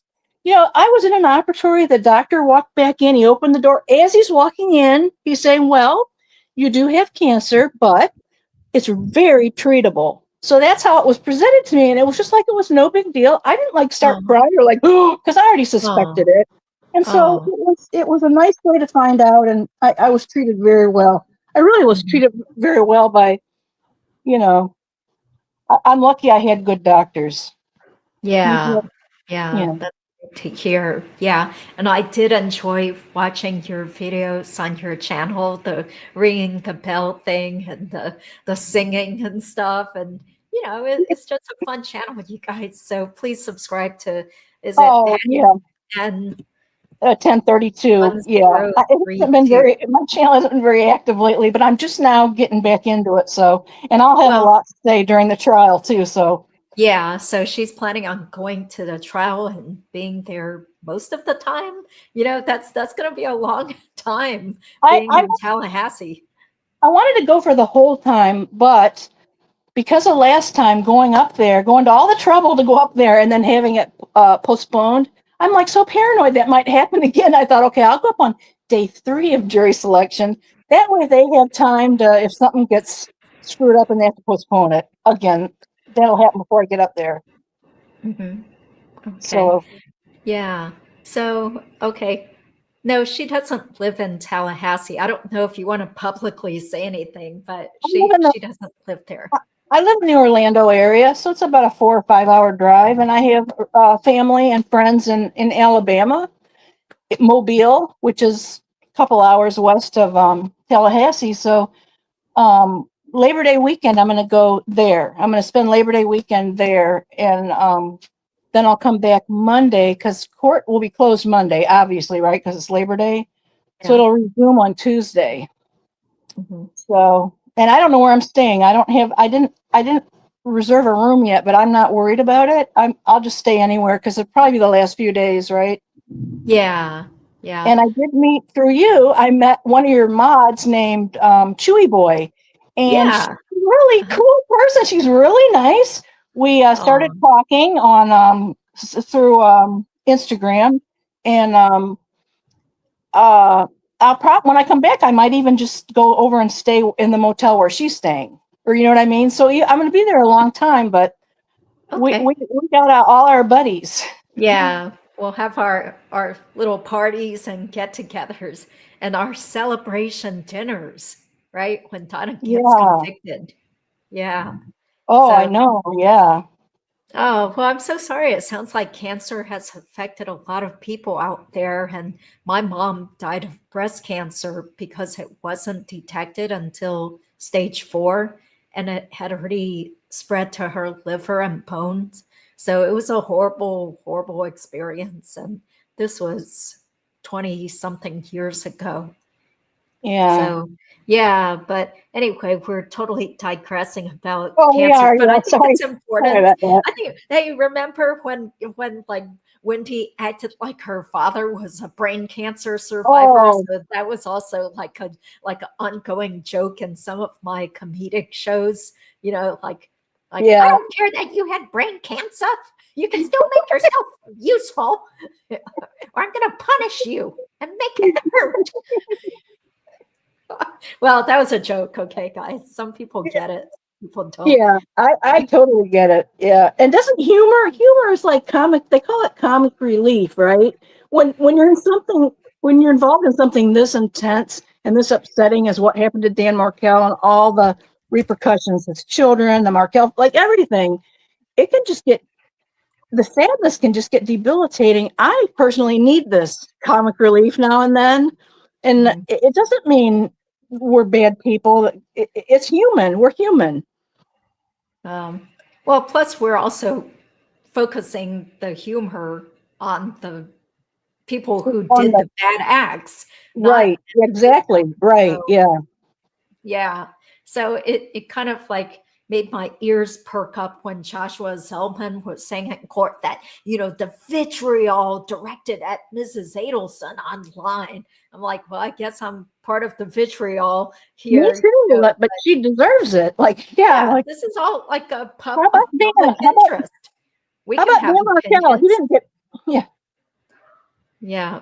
he didn't get vitriol. He got a bullet. Come Yeah. on. That's like I just yeah. And then she cries about her bed's not comfortable and stuff. And who was it? Maybe Patty Wilson. Someone was saying, I wonder how much sleep the Markells have been getting for the last 11 years. It's hard to have sympathy for her. Although Yeah. I used to. In the very beginning, I did because I am fiercely protective of my children, even though they're all grown up. Mhm. And in the beginning, I thought maybe he really was a terrible person abusing her. And I thought she just went too far in trying to protect her daughter. And I also saw the feminist issue, and I'm a feminist somewhat. But Wendi was up there for Dan's career. She also was a career person, but she was attached. I mean, she was stuck. She was stuck. So just from a feminist standpoint, I could see why that was, you know, harder for her to take a back seat to him and what was the best for his profession. She wasn't allowed to do what was best for her. You see what I mean? So just from that slant too, but it certainly was never excused murder. It doesn't justify murder. Yeah.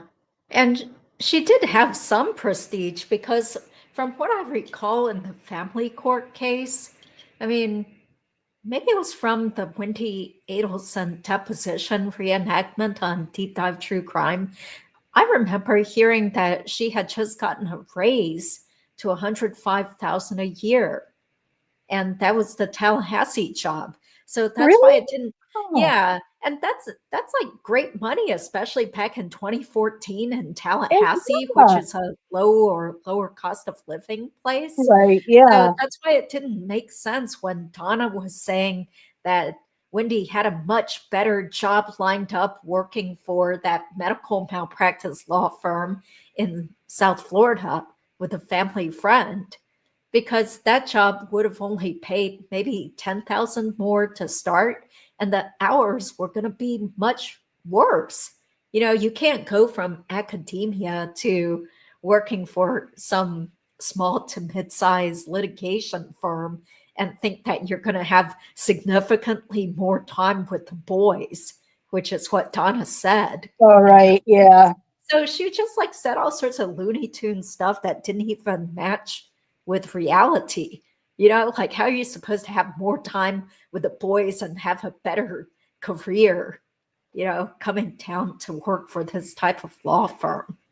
So Yeah. Yeah. So I think she did have some prestige, but it is true, she wasn't the academic superstar and she didn't have tenure. So she didn't have job security. No, think about that. Yeah. Well, she didn't have the impressive resume either. She wasn't a Harvard grad. And then Dan didn't bring that up at the wedding because obviously she was really jealous. She was jealous of him. He was a brilliant legal mind. I don't think she was. I think she was book smart because she applied herself. And, Or she got favors, because that's what Jeff Lacasse implied oh, was that, she really can't handle adulting, but people will bend over backwards to help her just because she was so hot looking and alluring and, had this sensuality that would put a spell over people. And, I yeah. can see that happening, especially if she's like surrounded with a bunch of like older men, probably all excited to be around her. Yeah. Yeah. Yeah. So, here's another thing that I found again, which is the Prof's blog. And Dan was again so proud of his baby and talking about the child's name, which Wendi changed later, where it says his Hebrew name is Lev Amichai Markel. Mhm. His name in English is Benjamin Amichai Markel.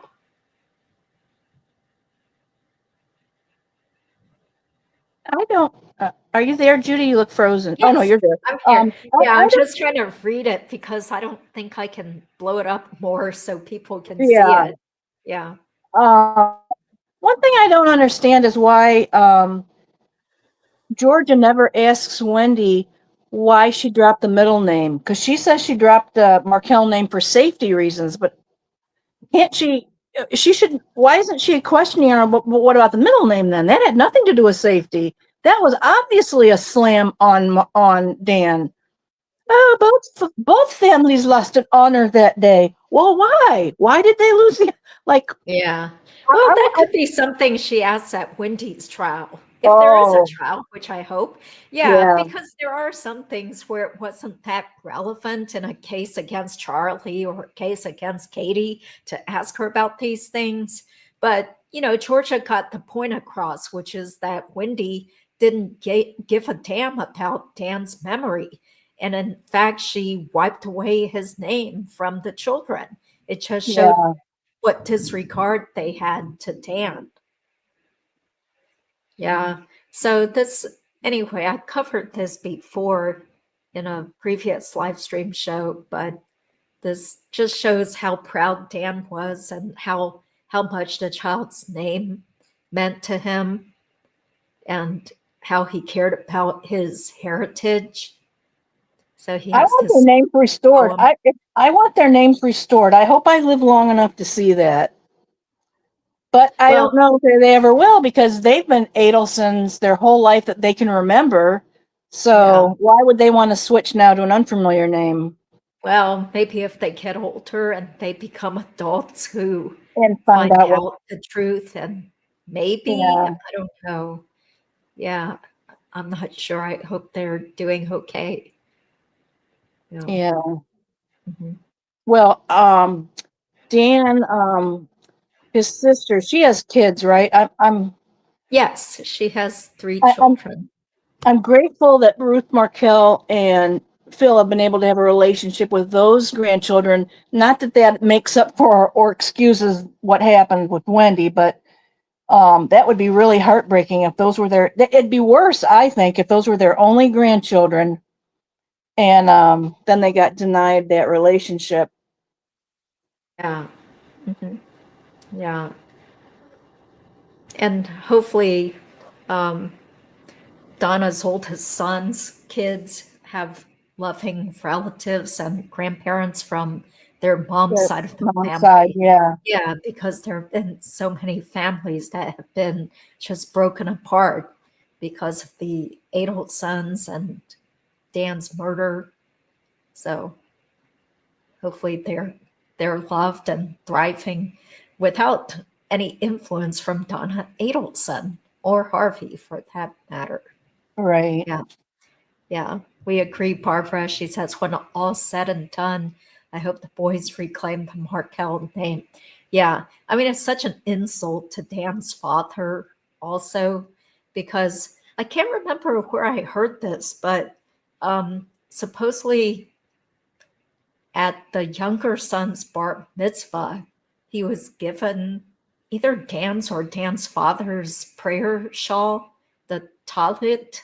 I don't know if I'm pronouncing that right, but then he wound up wearing Harvey's for the ceremony, which again is a huge insult. What Yeah. a slap I in can't the remember where face. I heard that from. But anyway, so I don't want to take credit if somebody out there wants to let us That know brings where it. did we hear that from.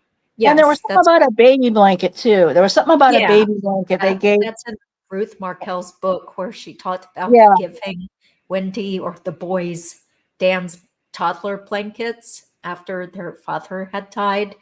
And she said that I think the older son was the one who clung on to the blanket and, seemed really attached to his father's blanket. And the yeah, other child, held on to it and was smiling and stuff. But the next time she visited, those blankets had disappeared. yeah. I'm Yeah. sure Wendy threw them out. I'm sure she threw them out. Yeah.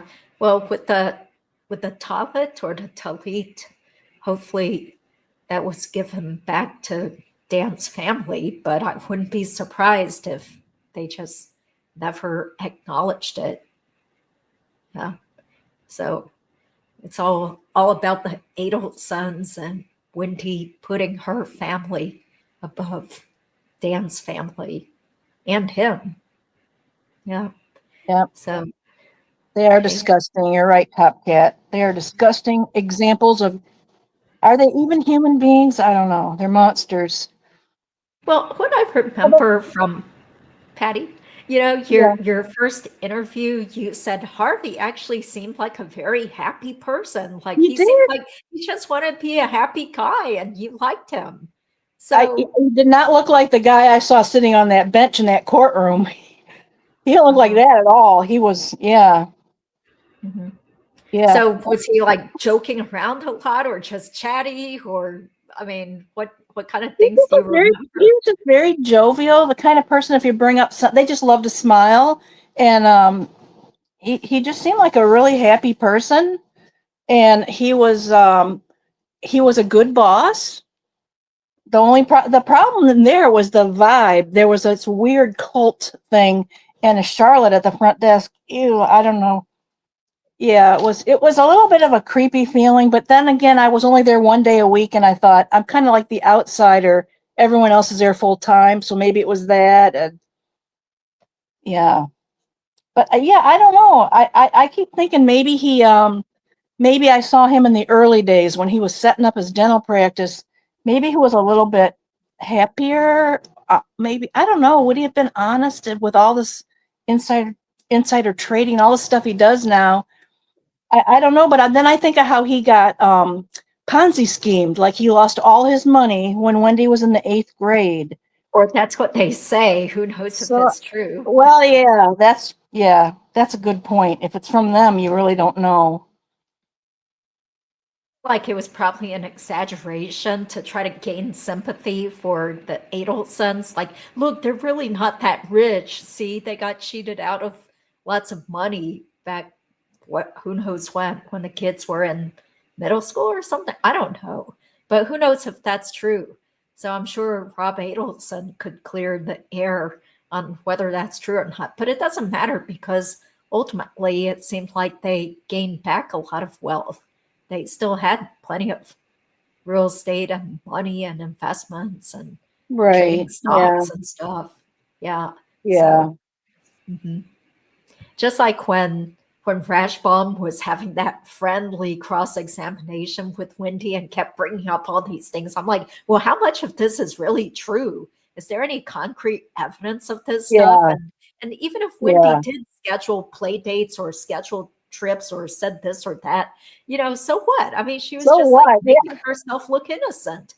Anybody Yeah. can do that. Like, let's make plans for a play date after Dan dies. or let's go ahead Exactly. and schedule, a get together. Because remember was it Tamara? Or maybe it was someone behind the scenes who had told me that Wendy was supposedly planning this big 40th birthday party for Oh, Dan. yeah, During right. that whole time, she was already plotting to divorce him and To ditch leave. him. Yeah. Yeah, but she was acting like everything was fine. And she was telling all the friends about the plans for this birthday party. But it turns out that she was actually already taking that required parenting Yeah, class through for the divorce. court system. Yeah. Yeah. So I was like, Yeah. gee, see, it just shows how sneaky she can be, just already plotting Right. things and Yeah. putting on a show. Yeah. There was definitely a big issue of control going on there. And I think for her to leave the way she did, she wanted to be completely in control and not like sit him down, talk to him, say, this isn't working out. This is what we have to do now because I'm going to move. Like she couldn't do that. She just had to um, give him no power. In fact, he didn't even know where his boys were for 2 weeks. She's like, Yeah. oh, what she tells in court, oh, well, he got to see him the next day. Yeah, when he still didn't know where they lived and they were his kids too. And Yeah. he didn't even know where they were. That's, Mhm. Yeah. It's pretty. Yep. Exactly. So Sherry is saying hypocrites. Yeah. Or just like very two faced and devious types of people. Yeah. Because it still strikes me how Tamara said that Donna was still just bustling around and acting as normal, after the memorial service. Like she didn't, yeah, was it after the memorial service? Maybe it was the day after Dan had been shot or something when Tamara went over to Wendy's house. And, Donna just is such a great actress that, oh, you yeah, didn't because sense any weird Tamara vibes said, from Donna. yeah, I think Yeah, Tamara said that Donna did look upset. I think she said she was the only one there who looked appropriately upset. appropriately. But you're right, Yeah. she was probably putting on the performance of her life. Yeah, exactly. And that's what's scary because I do wonder, are there going to be some jurors that get suckered into Donna's sob story, like where she's probably going to blame it all on Charlie. Like, I don't know what was going on. I just did what my son told me to do. And this is what Charlie told me. And, I, I had nothing to do with it, like I sure hope there's Yeah. no like gullible juror that buys whatever excuse she's going to put up there. Yeah, you never know because of what happened at Katie's trial, right? With that one juror said, I just couldn't sleep at night thinking that both of these kids' parents were both going to go to jail, Uh-huh. and little kids should have at least have one parent. I mean, that's not supposed to come into a juror's decision making, right? But yeah, and I think I read that's why they're trying Wendy last. Although I think there are probably many reasons, but one is that mom of young kids, or they're getting older now, but they thought that she's going to look sympathetic to the jury. But I don't know. I think when she's on the stand, she comes across as really haughty and arrogant and glib and mean spirited. Like I don't think she presents herself well at all. So I Yeah. don't. But she can still put on a performance, like when she was acting so sad because she has these medical problems and somebody was trying to, bully her in the jail and somebody assaulted her in jail. I mean, some people who don't Oh, know the whole yeah. background. That's why I think that her son Rob would probably be a really important witness because he Yeah, knows what type of person she is and the yeah, whole background of how manipulating and controlling and interfering she was into her kids' lives, and how mad she was at Dan, how upset she was that oh Wendy yeah. couldn't move. Yeah. It was So, their hobby. It was their hobby to hate Dan. yeah. Yeah, Mm. that's right. Oh, okay. Well, Donna still committed a crime. She never called the police. Yeah, but there's no legal obligation to do that, though. Yeah. Well, she Yeah, paid the murderers, but the yeah, prosecution has to prove that, or, I mean, this is all stuff that we believe. But I'm thinking someone who doesn't know the case background and all the details that we've heard over the years. Could somebody still think like, oh yeah, Katie's just lying because she's just trying to save her butt now that she's been convicted? And how could this nice older person have done this?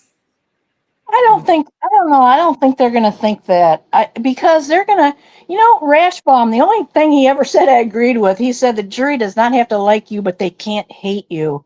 I think these Adelsons are very easy to hate when the jury starts seeing everything, the name change, the grandparents' alienation, the cruelty, when you look at the whole picture, I mean, if they have sympathy for Donna, like, how about having some sympathy for Dan?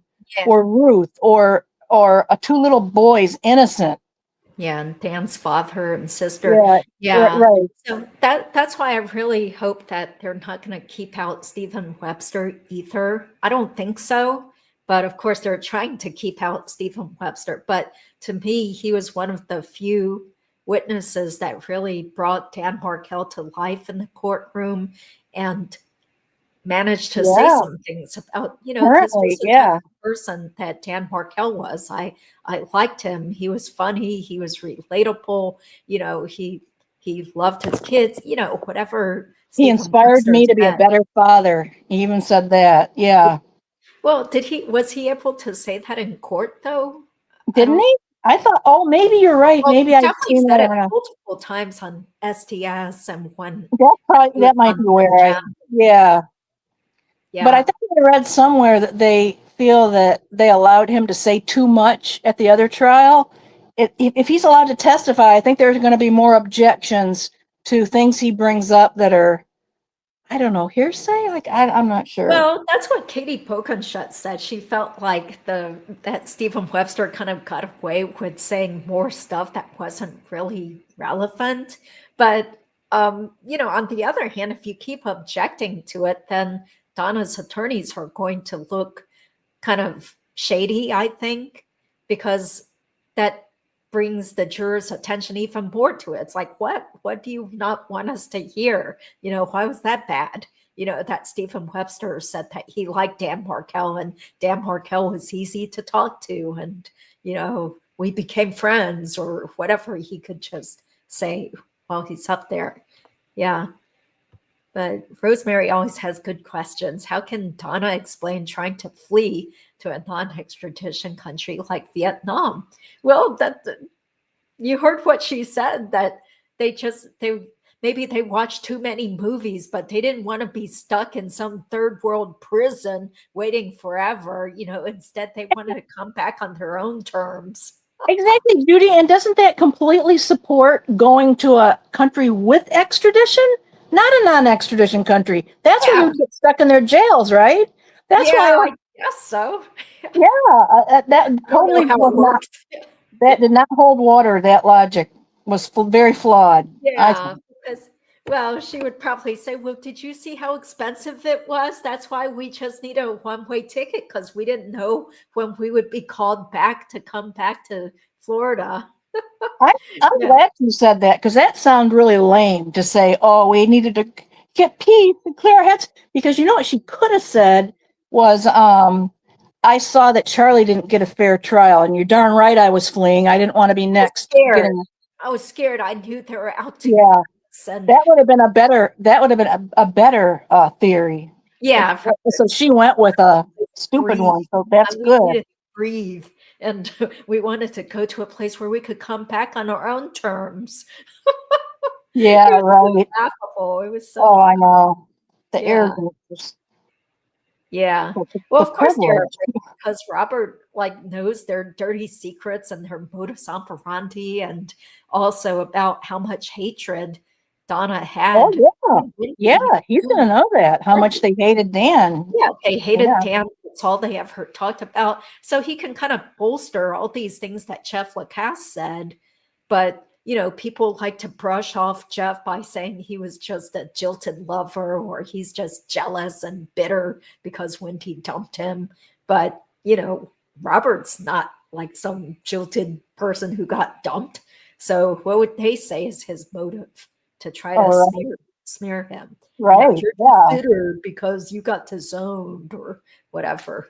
But yeah, I And think Robert's going to be great. this trial is going to be wild. I'm so excited. I just can't wait because like Robert is going to be there, but also that guy, the club owner in Thailand or Vietnam or with a condo, the wife who is Vietnamese, right? Scott. That guy, Scott Scott Radiant. somebody, right? Radius. He's going to be there, right? So, and I think he's the one Harvey and Donna called, and then he turned them in, right? Yeah, or he had been doing WhatsApp with Harvey and Donna, I think.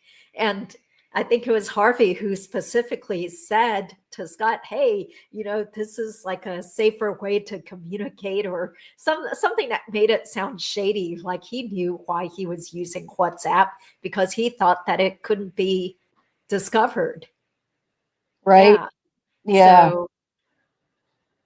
So I think that Scott Radiance would come. I mean, that's very interesting, though, because if he's living in Vietnam now, then I didn't think you could subpoena somebody in a totally different country to come to a criminal proceeding. But anyway, maybe he voluntarily wants to come because he used to be law enforcement himself. So, right. Yeah. yeah, but he was definitely on the state's witness list. So that should be interesting to hear. Like, why did he decide to contact the prosecutor's office? And what did he start thinking about Harvey and Donna's intentions? And, what did they say they needed from him?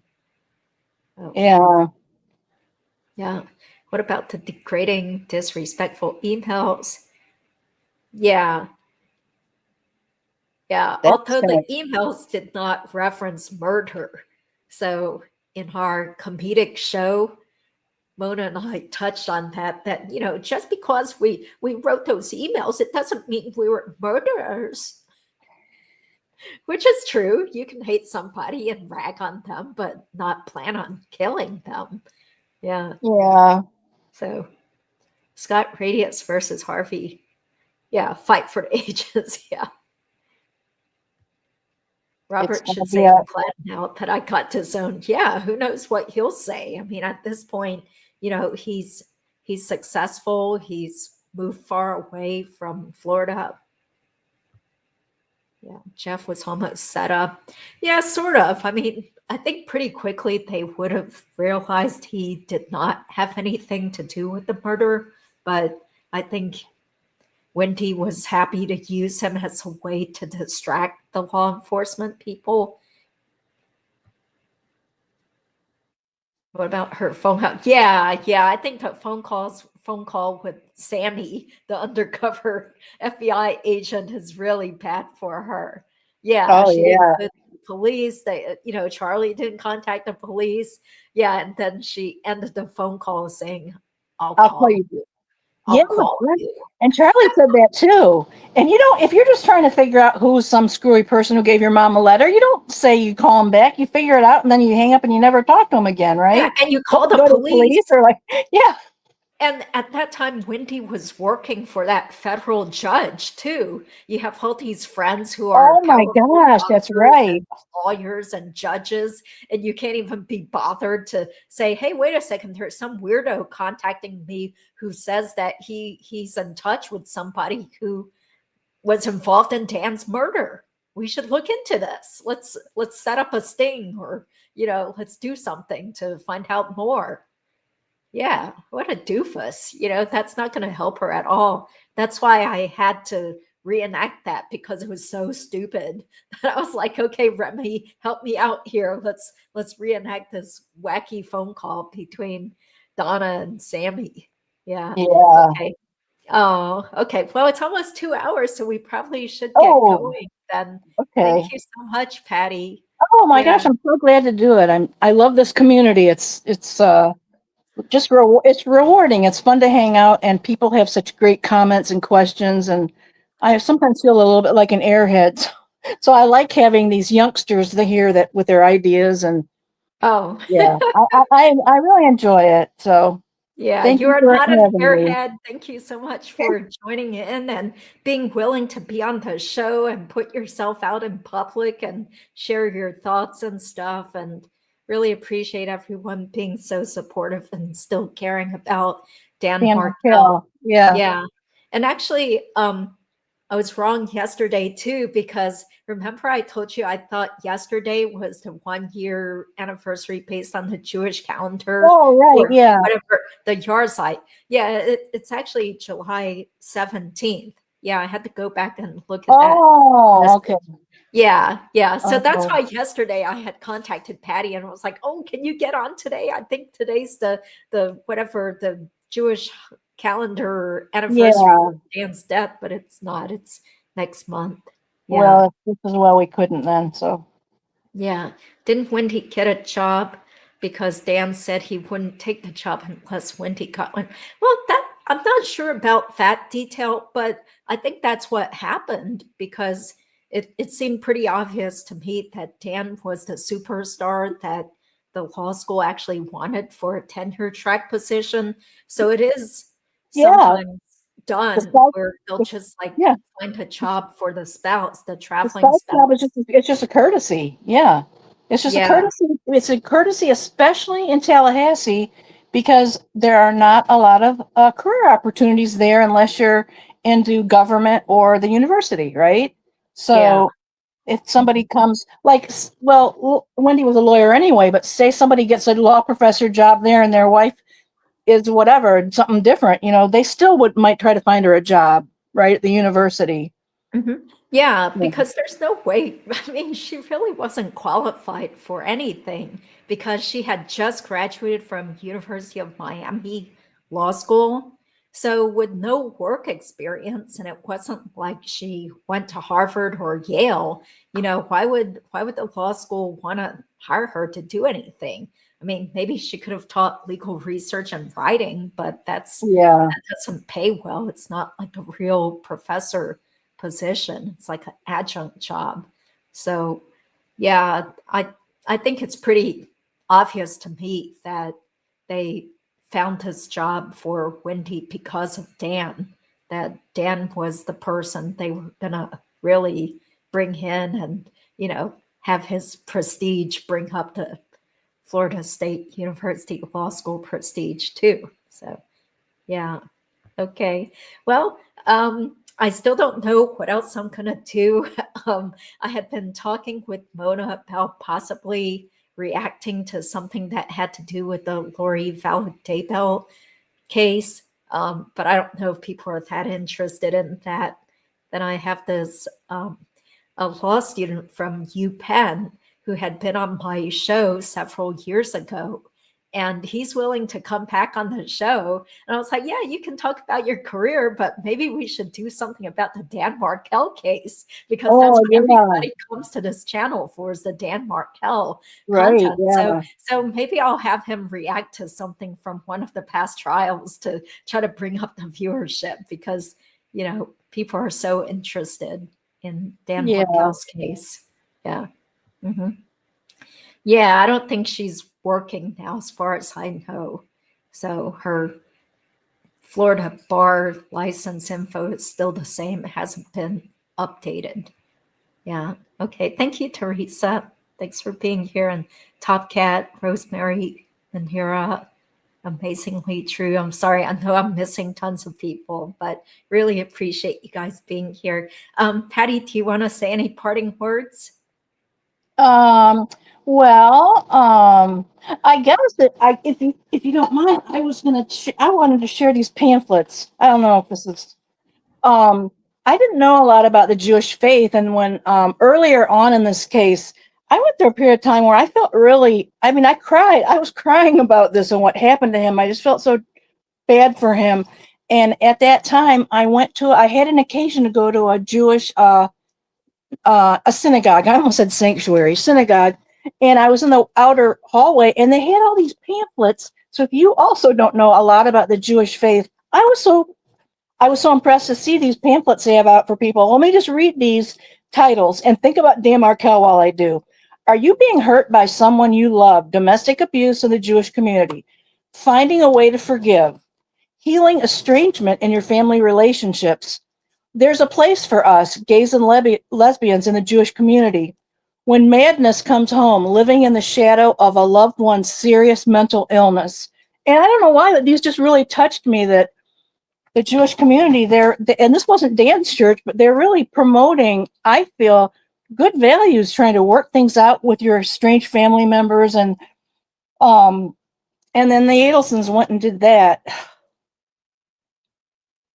Anyway, I guess that was just something I wanted to say about Yes, that. exactly. I do really like what I learned about this Jewish faith. I'm impressed. I could see why Dan wanted to share that with his kids, and Yeah. that's a Yeah. good thing. That's a special thing. Incredibly, that's not a reason for the Adelsons to hate him. Well, they hate you if you're not Jewish enough, but then if you're too Jewish, it's like, good Lord. Yeah, it was come very on. bizarre how, Donna found him on J-Date, but then what? Didn't like it when he was too Jewish. It's so bizarre. Yeah. And I have a Yeah. feeling that perhaps Wendi presented herself as more religious than she really was, just once again trying to Oh, suck him you're in. right. Yeah. Yeah. But Yeah. then from what I recall reading, as well as maybe from Tamara's interview, after a while, Wendi didn't want to go to the synagogue and stopped Right. going. So Yeah. that kind of goes along with Donna's email where she was saying, well, you're going to be the outsider that doesn't Right. join in on what the rest of the family is doing. Soon Yeah. kids aren't going to want to eat in your non-kosher home, and you're going to be an outsider. So I'm like, And that could have been true, but Wendi agreed to that when they got married. She agreed that they would raise the boys that way. yeah. So, I'm sorry, you already made your agreement. And that was, in fairness, I think Dan went over that before they got married. He was upfront and honest. This is how I would want to raise my children. She agreed to it. So Yeah. And I'm pretty sure he proposed when they were on a trip to Israel, because I recall maybe the picture where he said he had won the lottery on Prof's blog, that Wendi Adelson agreed to marry him. And so he was so proud. So I'm sure she presented herself as someone who's very tied to her Jewish heritage. And of course, they're going to raise their kids this way and all that. Yeah. but you're So it all right. turned out to be like a big facade. Yeah. Yeah. Yeah. So just one last thing. I'm sorry to keep you That's- on for so I'm, long, but I'm fine. I'm keeping you. yeah, going back to Keith Savino, who was the person who wrote that essay Patty read. Yeah.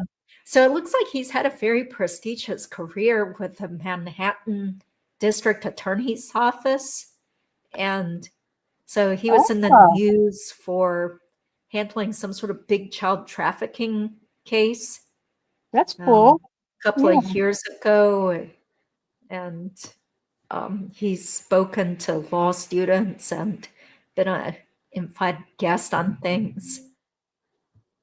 Oops, sorry about that. My computer just went on the fritz. Yeah, so wherever Keith Savino is, I hope he knows how much people appreciate his essay and how he freely shared his thoughts about his former law professor and friend. It was very touching. Yeah. Yeah, it really brings to life this person that we never got to meet in real life. Yeah. Yeah. Okay. Yeah. So thank you guys for being there.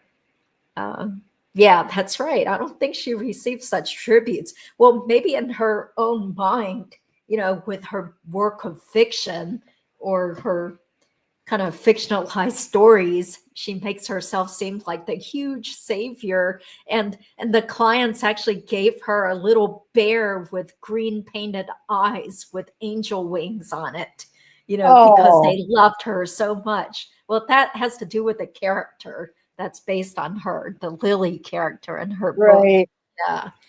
Yeah. And how about her saying to Georgia, the book is written the main character is based on a friend of hers who's a lawyer. And on the book itself, didn't she write, this is loosely based on me? I think she said in that book, it's Yeah. loosely based on Oh, her. yeah, yeah. That's So right. Where she's she says, yeah, her, exactly. I think it's in the her immunity fourth. is based on being honest, but she's not honest at all. I guess Yeah. she's not worried about it. Yeah. She's just always making up whatever and hoping people buy the pile of crap that she's trying to feed them. So yeah. And isn't that sad? But that's another thing that gets me. It's like this is like typical where like people just love it because the person telling them stories is all hot looking and pretty and like she's supposed to be the goddess, right? That's what Jeff Lacasse said, like she just Yeah, has to spell over people because she's yeah, so sensual and she just like draws you in and stuff, just like Tim yeah, Jansen calling her mesmerizing. yeah, So right, yeah, exactly. It's like, see what happens when, just like Lori Vallow Daybell, like I'm sure she was really hot back in the day. So she was still trying to use that little girl voice and trying to be all sexy in court. I'm yeah, like, well, too bad for you. It doesn't work anymore. Haha, yeah. I think it was Kathy from Gossip Room, her innuendo, who said she has this like Shih Tzu hairstyle, like with her hair all pulled up, All looking like right, a little yeah, dog. Yeah. yeah, But yeah, it just made me think of Wendy also, were these women that were so used to using their hot looks, to sucker people and get yeah, people to believe them and help them and do stuff yeah, for them. Yeah. yeah. Yeah. Okay. Well, the next hearing so far is still scheduled for August 8th. But if there are any other motions, like for example, that motion to keep out Webster and Yusuf, I thought that would probably be scheduled for a separate hearing, but I don't see anything scheduled so far. Yeah. So, okay. Well, I guess we might as well All get right, going.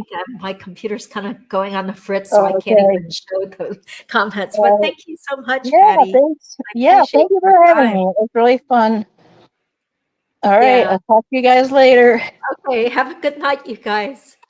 And I'm sorry, but I'm still having computer problems. So this might be like a Carl Steinbeck live Oh, stream where it just stays on forever the whole night. oh, Okay. and Okay. I y'all think can my keep computer. chatting. We can keep Yeah, you talking. guys keep chatting until I can Yeah. figure out how to turn off the stream because my touchpad is on the fritz. That's so Oh, funny. Yeah. Okay. Yeah, that's right. They called Chad Pathum. Yeah. Or Chud. Some people online were calling Chad Daybell Chud because he oh, looked like a spud, like a oh, potato head. yeah. Yeah. So they call him Chud. Yeah. Oh, Okay. Okay. Well, I'm serious. I don't think I can end the stream because my touchpad won't work. Oh my God. Okay, I'm going to hit end again and maybe it'll work. all right, Okay, I think it's working. Okay. Thank you all guys. right. Justice for Bye, Dan. guys. Good night. Bye.